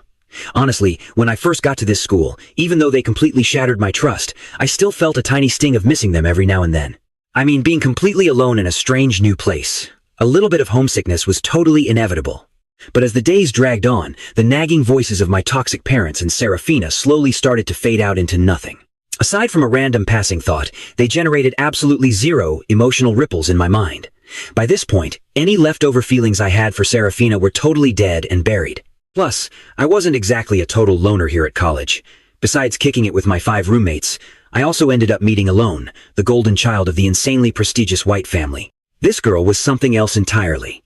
Her personality was the exact polar opposite of Seraphina's manipulative vibe. She was super passionate, incredibly outgoing, and yeah, sometimes she acted like a totally sheltered, privileged rich girl. But her actual skills, absolutely off the charts. Especially when it came to wrapping her head around the Decryption major. She was easily the most overpowered, insanely talented person I had ever met in my entire age group. Naturally, Elo had been the hottest topic of campus gossip from the exact second she arrived. Vanguard Academy didn't explicitly ban dating or anything, so she instantly drew in a ridiculous amount of attention from the guys. Some whispered she was the heir to a massive powerhouse family in the big city. Others swore she was just here to pad out her shiny resume and would ditch us all soon. Personally, I literally couldn't care less about any of that drama. I was perfectly fine, just grinding away as a lone wolf, but absolutely nobody expected Elo to actively seek me out and actually show an interest. It sent shockwaves through the whole squad, and honestly left me totally stumped. Case in point, I walked right up to the entrance of my dorm that night, only to see this graceful silhouette standing there in the dark. The girl locked her eyes right on me. It was Elo, and man, she was always super proactive whenever I was around. It wasn't exactly romantic. She mostly just wanted to geek out over our major, but waiting alone at the men's dorm entrance in the dead of night. In that era, that was straight up scandalous. All the sweaty guys dragging themselves back to the dorm couldn't help but stare, flashing me these massive, mischievous grins.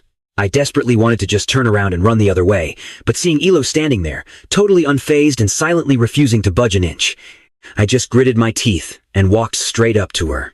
Elo casually held out a bright pink notebook. "Callum, these are the study notes I put together for you." I just stood there staring at that pink notebook, completely hesitating on whether I should take it or not. I mean, I genuinely loved studying, and I knew for a fact that Elo's technical skills were absolutely god tier. Before classes even officially kicked off, she was already an absolute beast at decryption. You could straight up call her a prodigy. Our paths first crossed in the library. While the rest of the freshmen were buzzing with hype, goofing around campus, I kept to myself. Just me, a quiet corner, and my books. The only reason I crushed the exams for Apex Uni aside from my own raw brain power was my absolute legend of a mentor. I never breathed a single word about him to my toxic family, not even to Seraphina.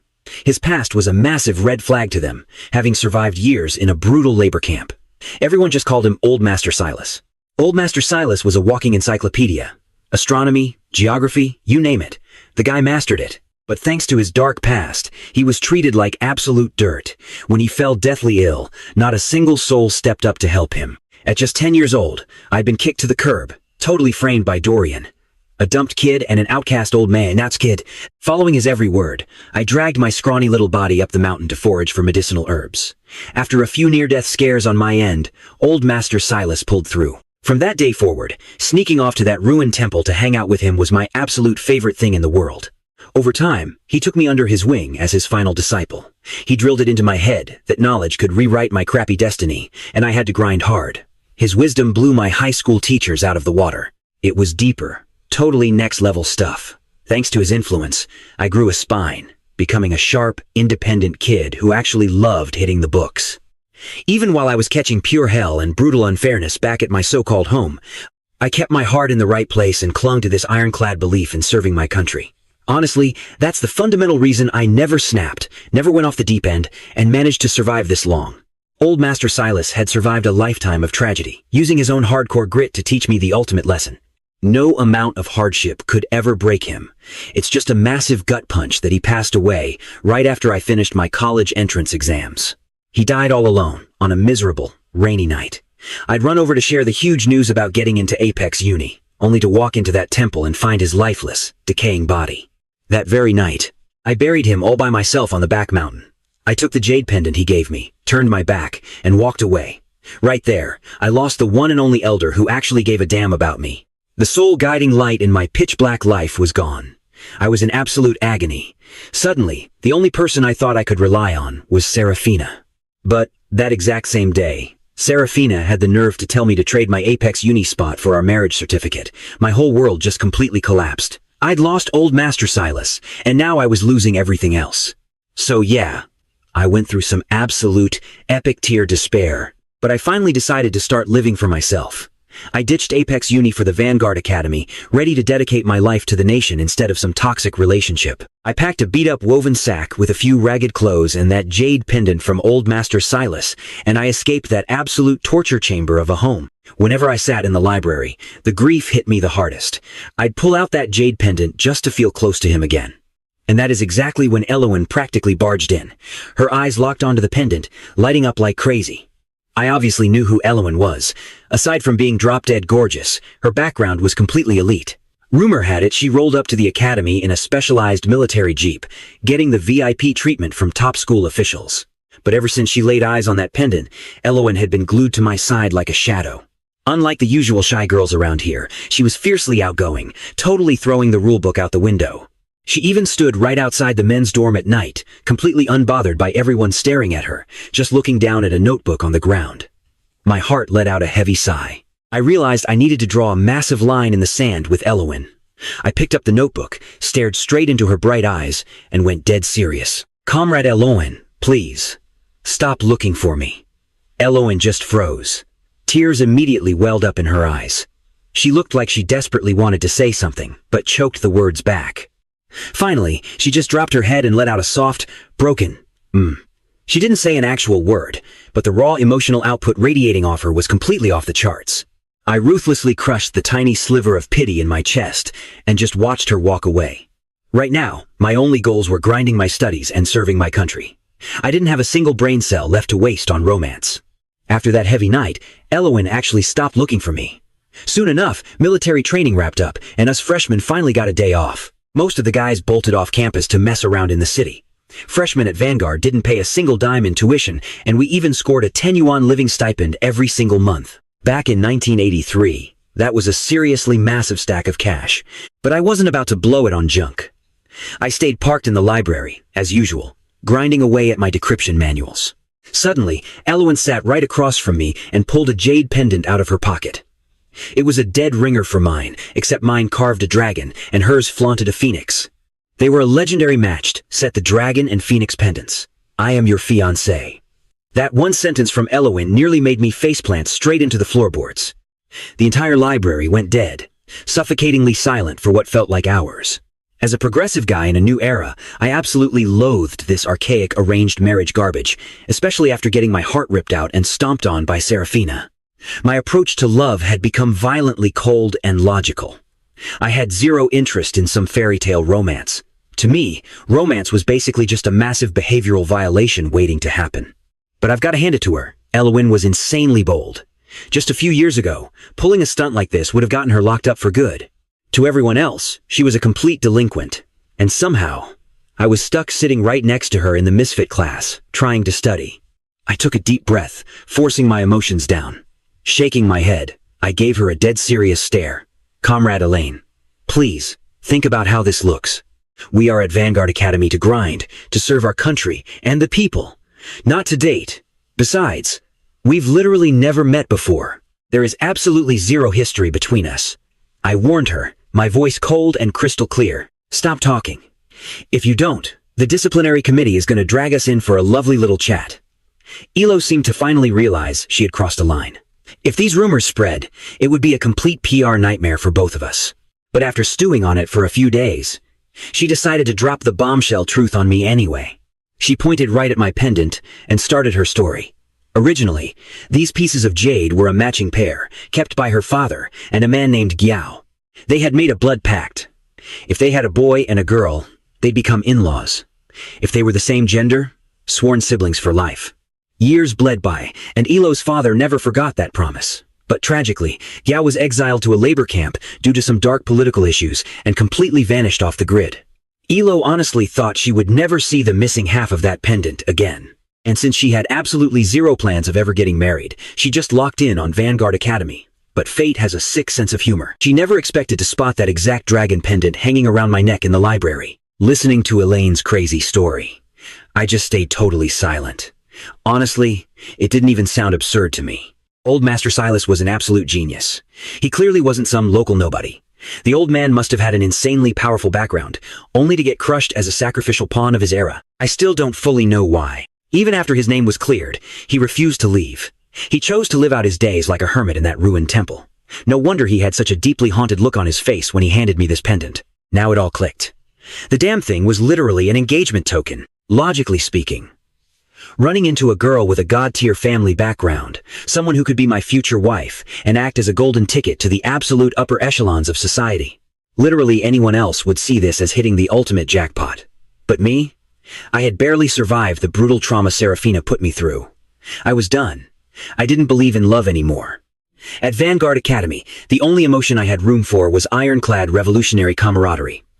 I hesitated for a split second, then held the dragon pendant out to Elaine. I'm not his biological son. Look, if I had known it was this heavy, I never would have taken it in the first place. So now, it's returning to its rightful owner. And as for this whole marriage thing you brought up, let's just pretend this conversation never happened. Without giving Elaine a single second to argue, I stood up and walked away. Elo just sat there in her chair, staring blankly as the two pieces of jade clicked together, perfectly forming a flawless full moon. A crushing wave of rejection washed over her. She felt incredibly wronged. She couldn't pinpoint why, but from the moment we met, she knew I was different. I gave off this intensely independent aura. In her eyes, behind my rock-solid faith, there was this faint, lingering melancholy. It was a hollow, battle-scarred look she had never seen in any guy her age. A stare like an endless, freezing abyss. Get too close, and you'd be swallowed whole. Elo quietly scooped up the pendants and walked over to the window. The night view from the library was absolutely stunning. Down by the sports field, the sycamore trees seemed completely unbothered by the autumn chill, still fiercely bursting with life. Meanwhile, I headed straight back to my dorm. I just sat out on the balcony, staring up at the pitch-black sky, completely silent. I made a vow right then and there. I needed to grind my studies to the bone and stay as far away from Elo as humanly possible. Soon enough, the grueling military training ended, and regular academic classes finally kicked in. In an era just begging to be rebuilt from the ashes, us students had a ferocious, starving thirst for knowledge. We had unbreakable faith, driven by purely forged souls. Between grinding out academic knowledge like a machine, I practically lived in physical training. I ended up bumping into Elaine a handful of times in the cafeteria, but we just gave each other a stiff nod and walked right past like strangers. Not too long ago, the academy was suffocating under tons of rumors about our inappropriate relationship. Hell, the political commissar almost dragged us in for an interrogation. But the moment we went completely cold and distant, the whole scandal fizzled out into nothing.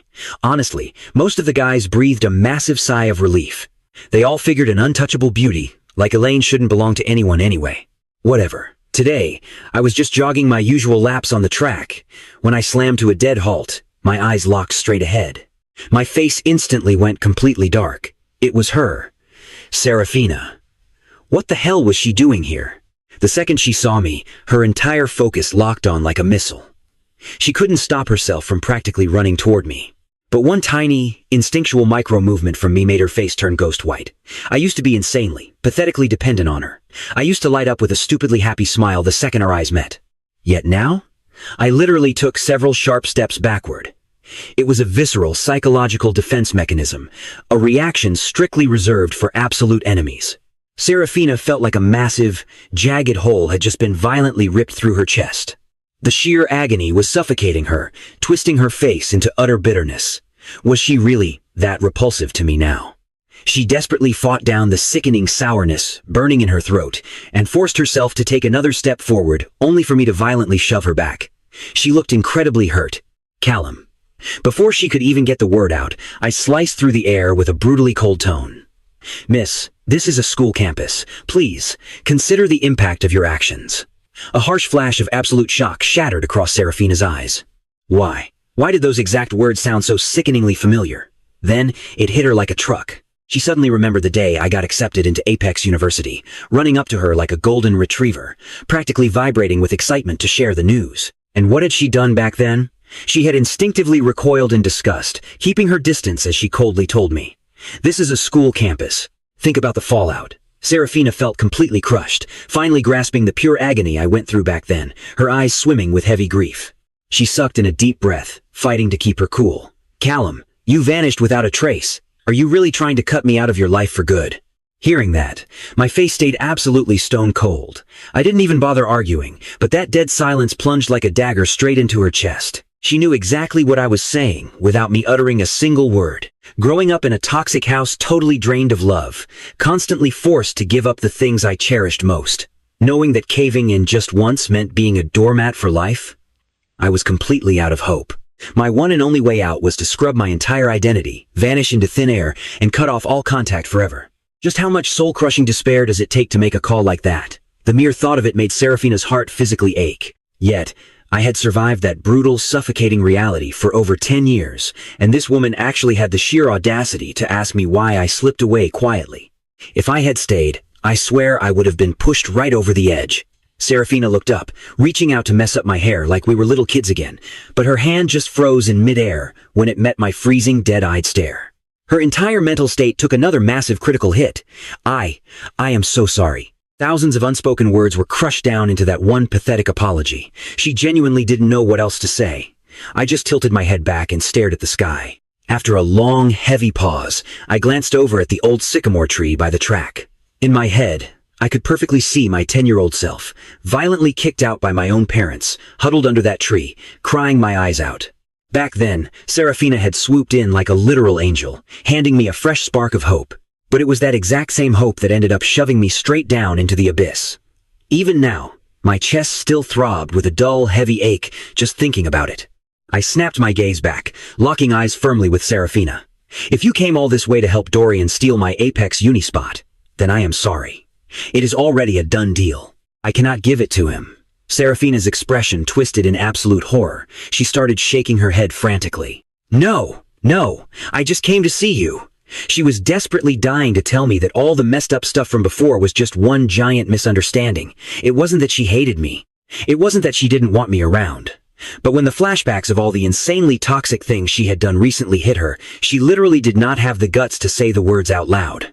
Well, you have seen me. You can leave now.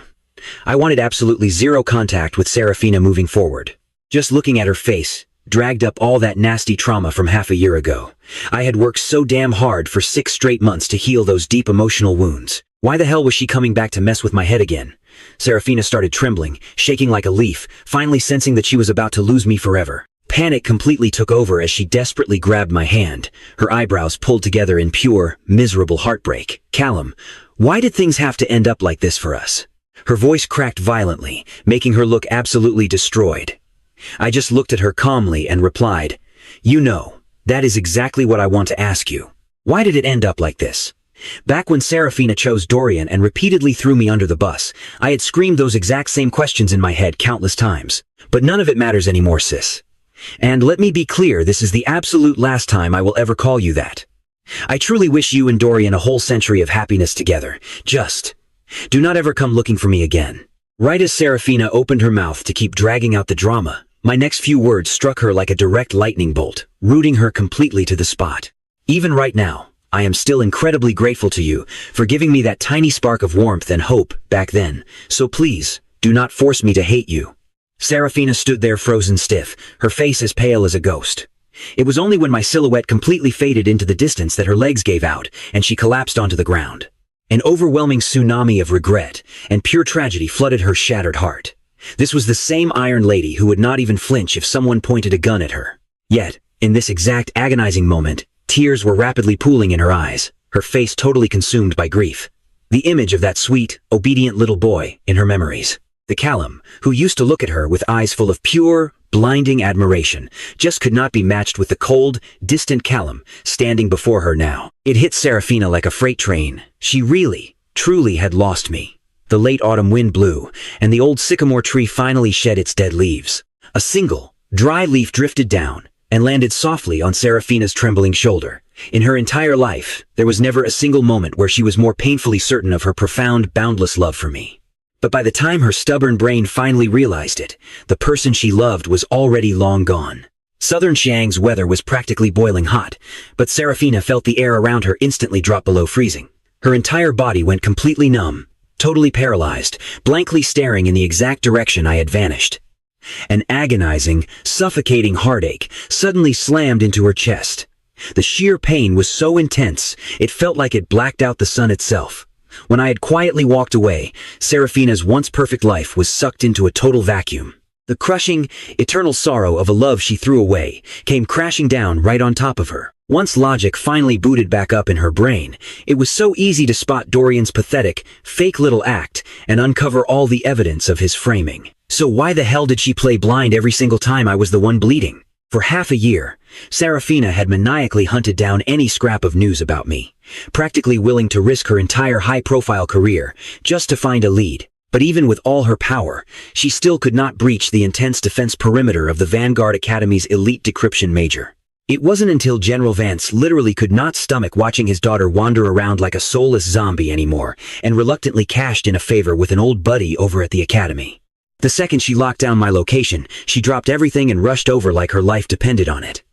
She had genuinely convinced herself that if we just met face to face and cleared up a few silly misunderstandings, everything would magically snap right back to normal. But upon finally seeing me in the flesh, seeing the absolute chilling calm in my indifferent eyes, she realized exactly how painfully, stupidly naive she had been. The way I looked at her now held 0% of that old, innocent admiration. The guy who wanted to share his entire world with her, that dependent little boy, he was dead and gone, replaced by a completely alien Callum. Seraphina desperately tried to explain herself over and over again, but the crushing weight of her past betrayal sealed her lips shut. All she could do was stand there and watch me walk away. Like an autumn sycamore letting go of its final leaves, our bond had hit the dirt. She stood under that tree for an eternity, staring at the dead leaves. Her mind kept flashing back to the year she first grabbed my hand, swearing to give me a real home, swearing we'd never be torn apart. Too bad she completely shattered that promise. The pure agony she put me through honestly blew Dorian's betrayal right out of the water. Right then, Seraphina looked completely shattered, her heart bleeding out. She finally grasped the sheer, suffocating despair I felt toward my so-called family and her before I vanished. I didn't even bother going back to my dorm room. Instead, I just aimlessly wandered around the campus grounds. I absolutely refused to face her. My college life was supposed to be a peaceful escape, but her sudden appearance threw a massive wrench into everything. My head was an absolute mess.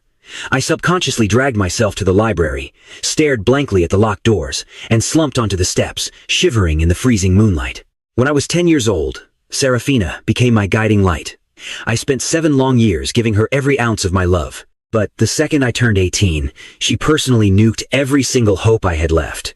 And now, she casually shows up at my school, claiming it was all just a big misunderstanding. Yeah, right.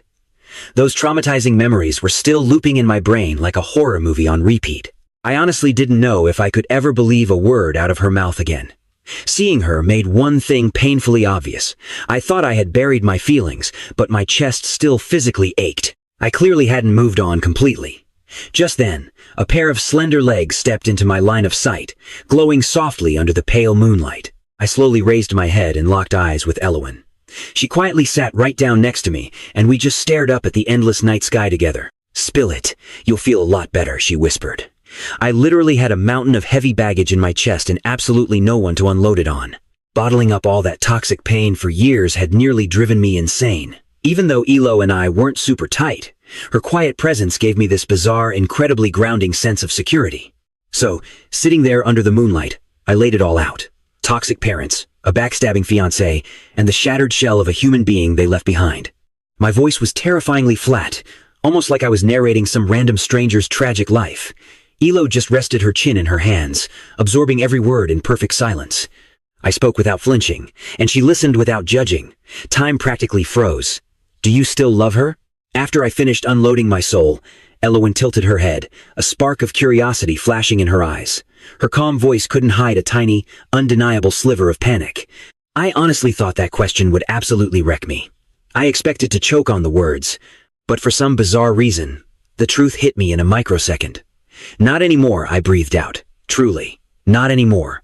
When disappointment reaches its absolute breaking point, your heart just shuts down. I had completely given up on family and love a long time ago. Elo definitely didn't expect such a bullet-fast answer.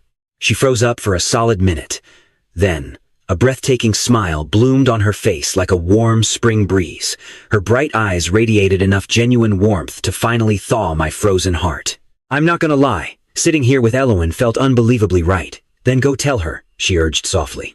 "You can only step into your future by completely severing your past." Elo stood up gracefully and gave my shoulder a gentle pat. "Go get some rest. Sleep on it. Tomorrow's a brand new day." The massive knot in my chest instantly vanished. I crashed at my dorm and slept like an absolute rock. When the morning sun finally hit my face, my entire body felt weightless and free. Over the next few days, I just minded my own business and went to class, but I kept bumping into Seraphina literally everywhere. Whether I was walking to class, grabbing grub at the cafeteria, or hitting the books for evening self-study, she was constantly stalking my route. Seraphina would just stand quietly by the roadside, staring at me, with this sickeningly gentle, profound look of affection. A badass guy rocking a crisp military uniform and a drop-dead gorgeous ice queen, we basically turned into the biggest tourist attraction on the entire campus. Pretty soon, the whole school was trying to decode our messy relationship. Look, this was the winter of 1983, and people's mindsets were still stuck in the dark ages. A spicy campus romance could easily blow up into a massive disciplinary scandal. The rumor mill was absolutely working overtime, grinding out gossip 24/7. The sweltering southern heat finally broke, making way for a brutally freezing rainstorm. I was chilling in my dorm reading when my roommate blurted out that some woman had been standing outside in the pouring rain forever. My stomach dropped. I knew exactly who it was. I sat in dead silence for what felt like hours before finally dragging myself out of my chair and heading downstairs. It was time. I needed to look her dead in the eye, have a brutally honest chat, and lay everything out on the table once and for all. Pushing open the doors, I saw her beautiful silhouette completely blurred by the violent torrential rain. I took a massive deep breath and marched straight into the storm.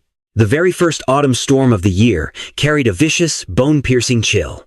That stunning figure just stood there taking the brutal downpour, letting herself get completely drenched to the bone. All that was left were her desperate, helplessly loving eyes, locked onto me as I stepped closer. I coldly evaluated the pathetic girl trembling in front of me, but my heart remained at an absolute, unshakable zen.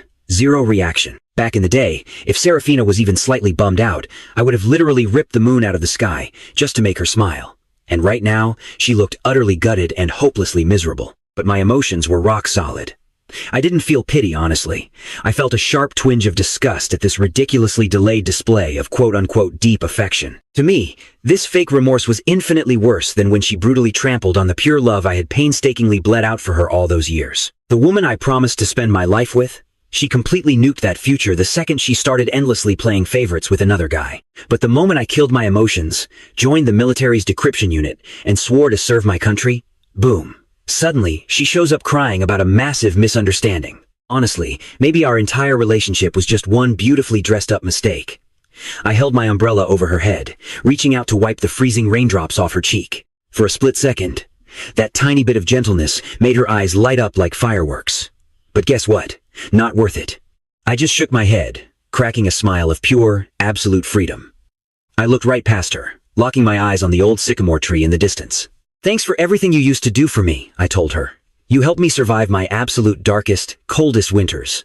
Back then, I was genuinely drowning in despair. It hurt even worse than old Master Silas's brutal struggles. But let's be real, you were also the one who slowly, painfully, crushed my soul, inch by agonizing inch. Stop trying to rewrite history. The scars are permanent. They don't just magically disappear. Just look at yourself right now, Seraphina. You are not the older sister I used to worship and love." Hearing that, Seraphina's face instantly drained of all color.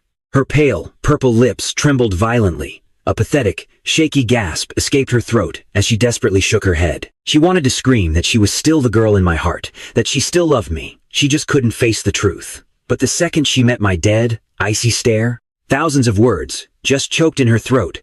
She couldn't spit out a single syllable. I finished wiping the rain off her face.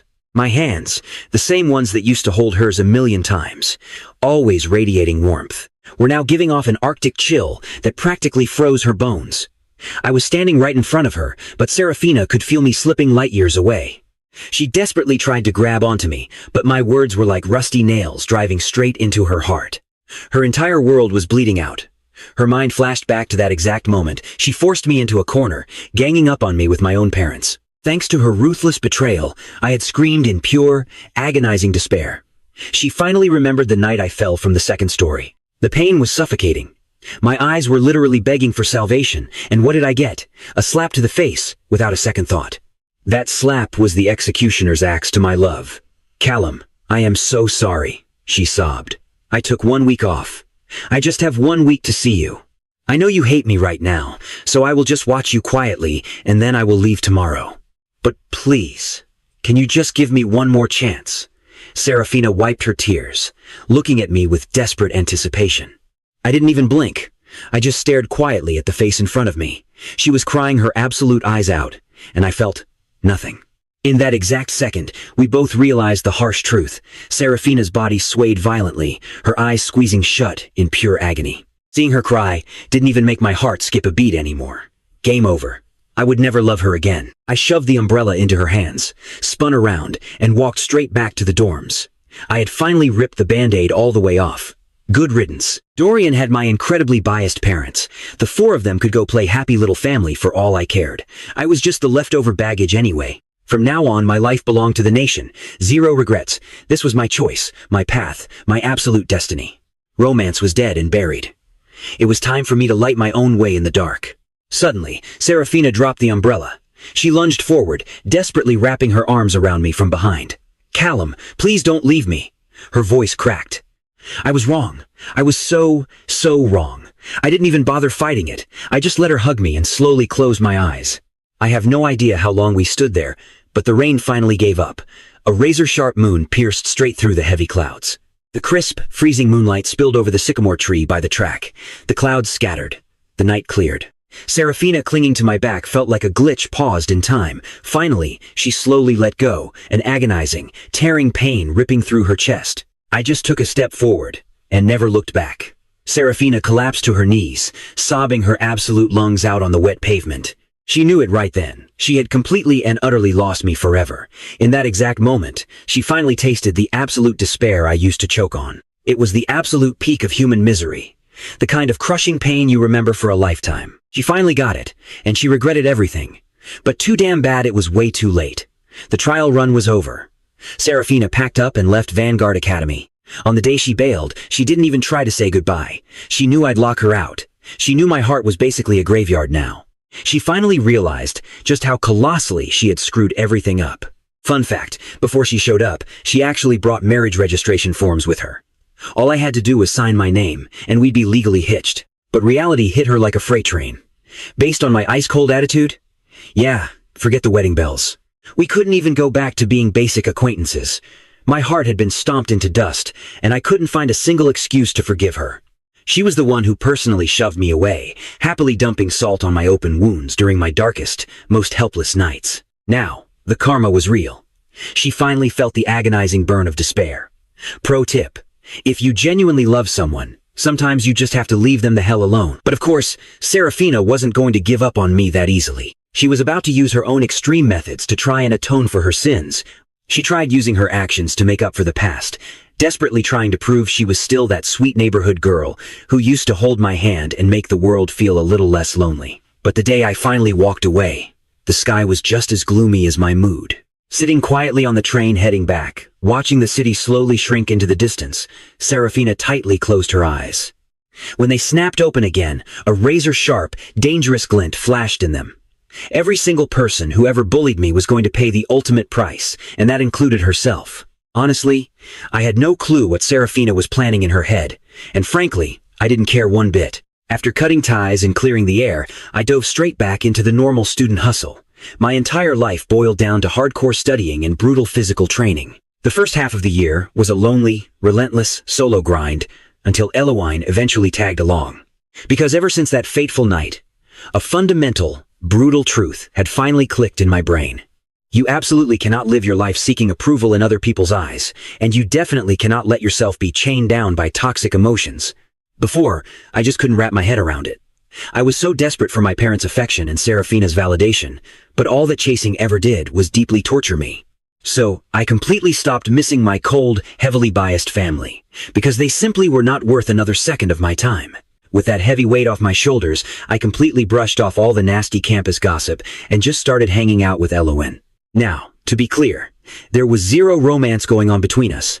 It was a purely academic exchange.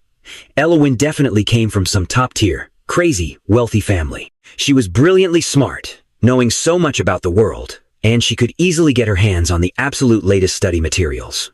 So when she casually pulled a bulky computer programming manual right out of her bag and offered to teach me how to apply computers to modern decryption, my gut instinct screamed at me that I absolutely had to seize this golden opportunity. From that moment on, Elowen confidently stayed glued to my side, leveraging all of her powerful family's resources to help me track down the most advanced decryption textbooks out there. In return, I helped her out with whatever I possibly could. To any random outsider, we probably looked exactly like a picture-perfect couple. Eventually, the whispering, gossiping students just shut their mouths. Truth be told, strict conduct rules at schools during that era were getting a whole lot looser anyway. Everyone was young, bursting with energy, and super receptive to trying out fresh, new things. That was especially true for college students with open minds who were totally embracing this new wave of progressive thinking. Romantic couples suddenly started popping up all over the damn campus. Even the strict political commissar only bothered to hold a single meeting, basically just reminding everyone to keep things PG rated before completely giving up on aggressively interfering. Because of that, Elowen and I constantly hanging out fell perfectly under the incredibly logical umbrella of good old revolutionary camaraderie. But somehow, a candid photo of us studying shoulder to shoulder in the library ended up traveling thousands of miles away, landing right inside a massive, elite compound. Inside a pitch-dark room, Seraphina sat slumped on the sofa, her head bowed in defeat. The floor was entirely littered with empty liquor bottles, and the suffocating air reeked of cheap, strong alcohol. Believe it or not, this was only the second time she had ever gotten trashed since becoming an adult. The very first time was back when I poured my heart out and confessed to her. She drank a whole lot that awful day and spent the entire night hesitating. But this second time, it was all triggered by seeing that photo of me and Elowen together. It physically shattered her heart. Meanwhile, from right next door, furious, booming roars echoed through the walls. My parents were ruthlessly punishing Dorian. His slimy, absolutely despicable tactics had finally been dragged into the light, completely nuking his once perfect reputation. Forget about scoring a cushy factory job. Not even the sketchiest, short-term manual labor spots would dare hire the guy now. With absolutely zero means to survive on his own, pathetic Dorian could only leech and mooch off the Callum family. Unfortunately for him, my parents were totally done spoiling his rotten attitude. Because he had framed me so terribly before, he was now taking a 100,000-fold punishment right to the face. Dorian just couldn't handle the daily torture anymore. He literally crawled and kneeled right in front of Seraphina, sobbing and begging for her to save him. But Seraphina's punishment was far harsher, never once lighter than what my parents were dishing out. Every single one of them was using their own twisted methods to help me get revenge, desperately hoping to somehow earn my forgiveness. But did I even care anymore? Nope. My parents aged incredibly fast after that. Whenever I happened to see them, their faces were perpetually etched with deep regret and sheer tragedy. They were living in pure misery. Dorian was practically tortured until he only had half a life left in him, constantly sporting massive permanent dark circles, while his mental state was utterly wrecked. The guy actually went and genuinely caught a severe case of depression. Every single night, right after my parents finished emotionally torturing him, he would just hide away in his dark room and cry himself to sleep. The two elders, meanwhile, missed their real son terribly, constantly crying, kneeling, and begging for a second chance. But Seraphina firmly stood her ground, and absolutely refused to tell them where I was hiding. Honestly, this was the exact brutal punishment they all deserved. Finally, graduation season at the prestigious Vanguard Academy rolled around. On that very day, Seraphina got an urgent phone call and abruptly rushed out of the compound. Now, it was finally her turn to step up and take her position for some real atonement. This upcoming mission was critically important to everyone involved. Absolutely zero mistakes were allowed. Back in 1987, college grads nationwide proudly answered the call to support the vast, developing Northwest, but that massive movement brought a ton of heavy security risks along with it. Let me tell you, in that era, just getting accepted into college made you a literal, absolute legend in your entire family tree. Therefore, every single one of those educated talents was insanely, undeniably precious to the future of the country. The elite decryption majors were certainly no exception, only they didn't take the normal, boring route. Instead, they established a highly classified R&D center out in the Northwest to secretly develop advanced computer decryption. This was a fiercely guarded, top-secret mission that was directly tied to the fate of future modernized warfare. So, right after this brilliant batch of Vanguard students finally graduated, they were immediately deployed straight out to the Northwest frontier. Naturally, hostile foreign entities viewed us as a massive, dangerous thorn in their side, and they were doing absolutely everything in their power to sabotage us. In response, the higher-ups specifically dispatched a badass special ops brigade just to escort us safely. And wouldn't you know it, Seraphina was the commander of that entire escort mission, constantly hiding in the shadows like a ghost to avoid detection. Dressed sharply in her full military uniform, she stood silently on a high mountain peak, intensely watching our convoy pass through the treacherous valley below. Her eyes were as sharp as daggers, but the second she looked at the lead vehicle, that icy gaze softened into something incredibly warm. For years, Seraphina had racked up a mountain of military merits, turning down every single promotion just to wait for this exact opportunity. The moment a decryption major was ordered to the Northwest, she instantly volunteered for the deadly escort mission. Ever since I left for the military zone, she felt completely lost, staying behind. She desperately wanted to be the big sister who protected me all those years ago, just to prove she hadn't changed one bit. Her version of atonement? Silent protection. Plus, once we finally reached the destination, she'd have the chance to be right by my side again. It was the absolute only thing she could do. Inside the heavily armored convoy, I just stared out the window at the endless, unforgiving expanse of the Gobi Desert. The deeper we ventured into the Northwest, the more brutal and desolate the environment became. I finally grasped the harsh reality outside our safe little school bubble. Our academy training? Yeah, that was absolute child's play compared to this nightmare. 4 years of college had totally transformed me. I went from a naive kid to a grounded, hardened adult, graduating at the very top of my class as the absolute elite of our batch. But heading out to the Great Northwest meant taking on a ridiculously grueling mission. During the grueling trip, I noticed the convoy suddenly halt a few times, only to quickly speed back up. I had zero clue how many deadly ambushes were happening right outside my window. Every single one of them was instantly neutralized by our elite escort troops. By the time our convoy rolled into the R&D center, our original escort team of 200 had been slashed down to barely 100. That told you exactly how bloody the battles along the way truly were. Nobody even got a second to catch their breath before we were thrown straight into the grind. The second I stepped into the R&D facility, I realized their communication tech was basically from the Stone Age. So I instantly drafted a report to the higher-ups demanding a massive upgrade. Back at the academy, I'd published a few heavy-hitting papers. And my thesis on national defense information security was considered a massive breakthrough. The brass actually let me lead the entire upgrade team. Besides getting real hands-on experience, I was dead set on elevating our defense network to a whole new tier. And trust me, I did not disappoint. In just 3 short months, the center underwent an absolute metamorphosis, simultaneously leveling up our cryptographic defense capabilities by a full tier. Barely 90 days on the job, and I had already snagged a first-class merit. But, while working, I always felt this intense gaze watching my back. Yet every time I whipped around, no one was ever there. I figured the burnout was just making me hallucinate. That is, until a massive sandstorm in the Gobi completely wiped out our most critical communication relay. I was right in the middle of a vital experiment. In a state of pure panic, I sprinted outside to fix it. The storm was totally apocalyptic. The situation was insanely dangerous. But I tuned out all the risks I had to save that relay. I managed to fix the connection, but on my way back, I tripped blindly into a hidden trap and ended up stuck deep in a cave. With the storm violently raging outside, calling for backup was totally impossible.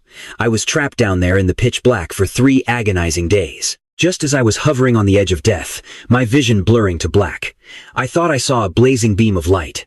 A strangely familiar silhouette stepped out of that light, lifting me up and carrying me, step by agonizing step, out of that hellhole. They weren't huge, but they radiated this explosive, undeniable power, literally free climbing out of a canyon while strapping a 100-plus pound guy to their back. When we broke the surface, it was the best breath of fresh air I'd ever taken. The sheer high of surviving a disaster like that was absolute perfection. I desperately wanted to thank my savior. But unfortunately, they just dumped me with the medics and vanished like a ghost. I tried to sit up and help, but I had 0 energy left and instantly blacked out. I lay in the infirmary for 3 days recovering, and the second I could walk, I scoured the base for whoever saved me. But everyone kept their mouths clamped completely shut. Eventually, the center director personally pulled me aside, telling me to just drop it and focus on my research. He said protecting the eggheads was their literal job, and I didn't need to overthink it. Anyone else would have done the exact same thing. I nodded, forcing myself to let it go. But from the hushed whispers in the mess hall, I learned about a ghost-tier special ops team that had been secretly guarding us since we left campus. In the blink of an eye, 3 whole years passed. I successfully developed a second-generation communication system, massively boosting our unit's information warfare capabilities. Because of it, I was officially promoted to Deputy Director of the R&D Center. On the exact day our Gobi Desert deployment ended, the director specifically invited me for drinks and dropped an absolute truth bomb. Because of the critical nature of our research, the center was under constant, relentless attack. Over the past 3 years, the enemies lurking in the shadows had launched at least 70 full-scale assaults. Every single one was successfully neutralized, but we lost a lot of good comrades in the crossfire. Thankfully, we crushed the enemy's plots into dust, perfectly completing the mission the organization had trusted us with. You can step onto a much higher stage now and tackle even harder missions, he told me. Then, the director pulled out a worn photo, placed it heavily on the table, and hesitated, his voice dropping to a painful whisper. I wasn't going to tell you. I was worried it would completely break your focus. But since you're finally leaving, I won't hide it anymore. This time around, the Special Ops Brigade handling our protection detail. They lost over 200 people. A violent shiver ripped through my entire body. My eyes burned red as I grabbed a glass of liquor and threw it back in a silent toast. The director gave a knowing nod. You must be pretty close with Commander Seraphina, right? He asked. Commander Seraphina, I echoed, totally lost. I didn't know any military brass by that name, but for some insane reason, her voice suddenly echoed in the back of my mind. I shook my head hard, laughing off my own main character delusion. Seraphina was probably still kicking back at the compound, likely hitched to Dorian by now. Hell, their kids were probably old enough to run errands by now. There was 0 chance she was out here in the Gobi Desert running Black Ops missions. But the director's next words hit me like a tactical nuke. Commander Seraphina was my Seraphina, and she had been secretly playing my guardian angel for 3 whole years. That time, I nearly died, falling into that cave. It was her who risked everything to drag me out, busting up her own leg in the process. And later, during those multiple assassination attempts, it was Commander Seraphina watching from the shadows, keeping me breathing, but she paid an astronomical price to do it. When the second-gen comm system was finally brought online, The Special Ops Brigade completed their mission and started to pull out. Seraphina had been holding the front lines for months, and she took 3 bullets for it. One of those rounds missed her heart by a fraction of an inch, almost putting her in a body bag, but she stubbornly refused to evacuate, insisting on holding the line, and today was the exact day she was finally packing up to leave. The director must have connected the dots about our history, which was why he broke protocol to give me a heads up. Even though she had strictly forbidden him from saying a word, he just couldn't keep it quiet. I stared blankly at the photo resting on the table.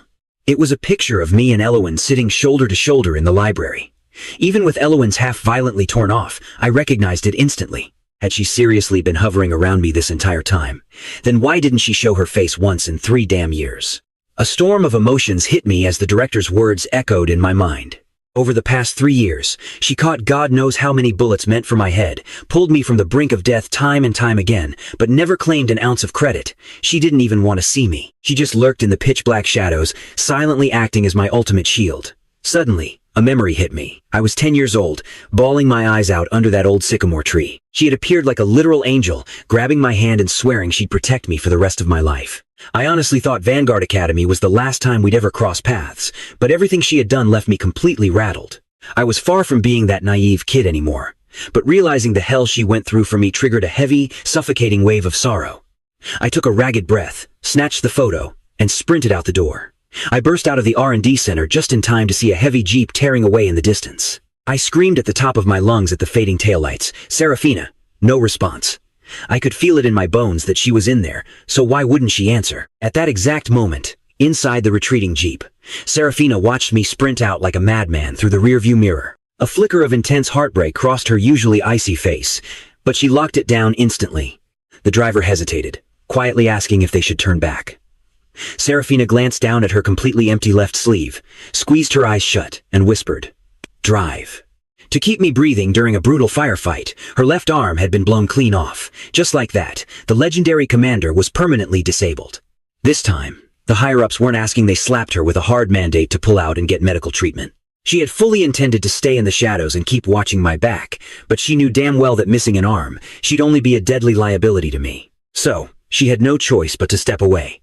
Leaving was just her new way of silently ensuring I stayed alive. It was just a brutal shame that the road ahead was so incredibly long, and she couldn't walk it by my side anymore. Her heart was absolutely shattered. Over those 3 years, she had watched my silhouette burning the midnight oil in the lab countless times, desperately wanting to walk in and keep me company. But remembering the sheer trauma she had once caused me, she stopped dead in her tracks. When you truly love someone, sometimes the best move is to stay away, especially when you look as broken as she did right now. How could she possibly be worthy of me anymore? I deserve someone whole. And with that heavy thought, Seraphina left. She never told me she arrived, and she sure as hell didn't tell me she was leaving. 15 years vanished in a flash. The big economic reform policies had been running for almost 20 years now. The country had leveled up in earth-shattering ways, especially when it came to the absolute juggernaut of national defense information security. The 4th-generation tech had taken phenomenal leaps, carried on the backs of generations who endlessly grinded for greatness. Even if we weren't sitting at the absolute global bleeding edge yet, we were tearing through milestones at terrifying speeds. As a Vanguard Academy grad from '87, after more than 10 solid years of hardcore leveling up, I had evolved from a clueless greenhorn into an absolute titan in the IT sector. I poured every waking second into weaponizing our IT infrastructure, snagging the title of the youngest top-tier expert and project leader in the game. I spent all year buried deep in the scorching desert, living a brutally rugged life and never once cashing in on those cushy VIP perks. I was just obsessed with repaying my country. But seeing me work myself to the absolute bone, the big bosses threw down a mandatory, non-negotiable vacation. I was literally booted out of the experimental base and shipped straight back to the neon lights of the big city. Because of my top-secret status, I had a whole squad of bodyguards trailing me in a lead jeep. But honestly, I absolutely hated the flashy spectacle of it all. So, I grabbed my security detail, filed a quick report with the commander, and went completely off the grid. My very first stop? The Vanguard Academy. I crashed their graduation ceremony, stepping right up on stage to give a speech. Down below sat a sea of fresh-faced students in sharp uniforms, staring up at me with eyes full of pure hero worship. To them, I was the absolute legend of the Decryption major. I was sitting up there with the school principal, before even hitting 40, a total idol. But as I looked into those starstruck eyes, it just reminded me of the exact same way I used to look at Seraphina. Over 10 years had passed since then. My love for Seraphina? Yeah, that was long gone. My last real memory of her was just that Jeep rolling away into the Gobi Desert. And for over 10 whole years, I hadn't heard a single word about her. I had tried calling her old unit, just hoping to say thank you, but they told me she had been discharged and was long gone. Now, sitting on that podium, looking at the students below, I realized they were the future of our national defense, just exactly like I was back in the day. But my mind drifted right back to my hometown. I really wanted to visit Seraphina. I don't even know why, but after being forced onto this vacation, I felt like I had to do something. Not to date her, and definitely not to talk romance. At my age, my life had long since been completely dedicated to my country and its people. I left the academy and headed straight for my hometown. I didn't tell a single soul I was coming. I went to the old compound, standing right under that massive sycamore tree. Over 10 years had passed by. The tree looked exactly the same, but the ground beneath it was now neatly paved with asphalt, totally replacing the dusty yellow dirt from the past. Maybe because the place hadn't been renovated, it was still rocking those same red bricks and green tiles. Standing outside the yard, looking at the house where I grew up, I realized something. I didn't miss my heavily biased parents at all. They had my golden boy brother, Dorian. Even if I had died out there in the field, they probably wouldn't have shed a single tear for me. Coming back home this time, aside from paying my respects to General Vance, I really just wanted to thank Seraphina face to face. Unfortunately, after asking around, I found out the Vance family had packed up and relocated for a job transfer. And as for why Seraphina was discharged, nobody seemed to know the real story. Maybe she followed General Vance up north. And as for my parents, the absolute last people I ever wanted to see, for some completely unknown reason, they had also moved away. I let out a heavy sigh of relief, though deep down, I couldn't help but feel just a tiny bit disappointed. Whatever. I didn't have much time anyway. My brain was already itching to get back to work, so I didn't stick around. I walked back to that old sycamore tree one last time, just standing there in the quiet. Right then, my phone buzzed. It was my wife, Ellen. She said, "You've been out there forever, and you finally get a vacation, but you don't even come home to see us? Your son misses you, Dad." Hearing my little boy's voice, a gentle, warm smile finally broke across my hardened face. I hung up the phone, hopped into the car, and drove off. A cold gust of wind blew past, shaking a single leaf from the sycamore tree. Autumn had officially arrived, and I hadn't even noticed. But up in Seraphina's old room by the window, a lone silhouette stood in total silence, just watching my car fade into the distance. Seraphina had never moved away with General Vance. She had stayed right here in the compound, just waiting. She didn't even know what she was waiting for anymore, but she just kept holding on. Yet, when I finally came back, she completely lost her nerve. She didn't have the courage to face me. All she could do was stand hidden in the shadows, exactly like she did back in the Gobi Desert, silently watching over me. Back then, she felt too ashamed to face me. Now, she just didn't have the guts. The only thing she could offer was a silent prayer for my happiness. Once she was sure my car was really gone, she slowly walked downstairs, thanking the neighbors. If they hadn't covered for her and lied to my face, I definitely would have uncovered the horrifying truth. She grabbed a woven basket and took a slow walk down to the local cemetery. Right there lay the graves of my parents, and not too far away from them sat another lonely, pathetic little grave. 5 years ago, my golden boy brother Dorian finally cracked under the pressure. He took a sharp kitchen knife and brutally murdered our parents, the very people who had spoiled him the most. His depression had spiraled into total madness. Right after butchering them, he crawled into the bathtub and slit his own wrists. By the time anyone actually found them, there were just 3 rotting corpses locked inside that house. Seraphina had pulled every string and used all her connections to bury the news. She kept it completely hidden from me, sacrificing everything just so my heart wouldn't be broken.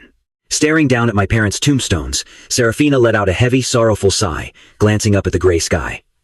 Callum came back. He is doing amazing now. You don't need to worry anymore. You guys get to rest in peace, but it is the living who are left here to suffer. We all did terrible things to him, so we just have to accept our punishment. Maybe this is just the cruel will of heaven. I only hope Callum stays happy forever. I bet you guys probably feel the exact same way now, right? Seraphina slowly stood up and walked away.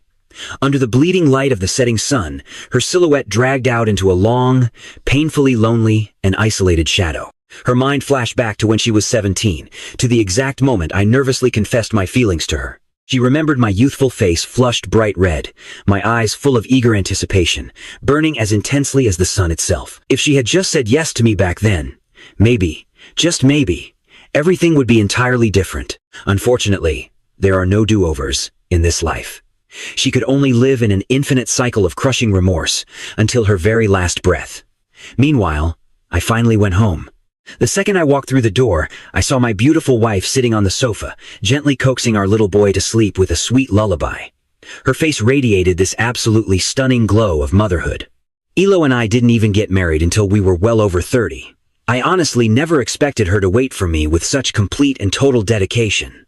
I stepped up to the window, my eyes completely locked on the tiny baby resting safely in my wife's arms. That chubby little face was an absolute carbon copy of me as a kid. I just couldn't resist reaching out to poke his soft cheek, but my wife instantly shot me a death glare, whispering, "He literally just fell asleep. Don't you dare wake him up, or you're the one rocking him later."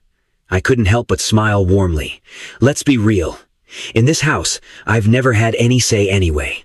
But as I stood there watching my wife and kid, a massive, crushing wave of guilt suddenly washed over me. I had spent all these years endlessly grinding away at work, having absolutely zero time to actually spend with them. Naturally, the regret was eating me alive. I gently wrapped my arms around my wife from behind, breathing in the familiar scent of her hair, and just closed my eyes. We finally had a perfect family. No matter how chaotic life got, I would always fiercely love my wife and kid. I swore to myself right then and there, I would never let them experience the dark, twisted trauma I had to survive in my own childhood. Everything was finally going to be great, just like the country right now stepping out of the shadows and booming into absolute prosperity. Because at the end of the day, you only truly have a home when you have a family worth protecting.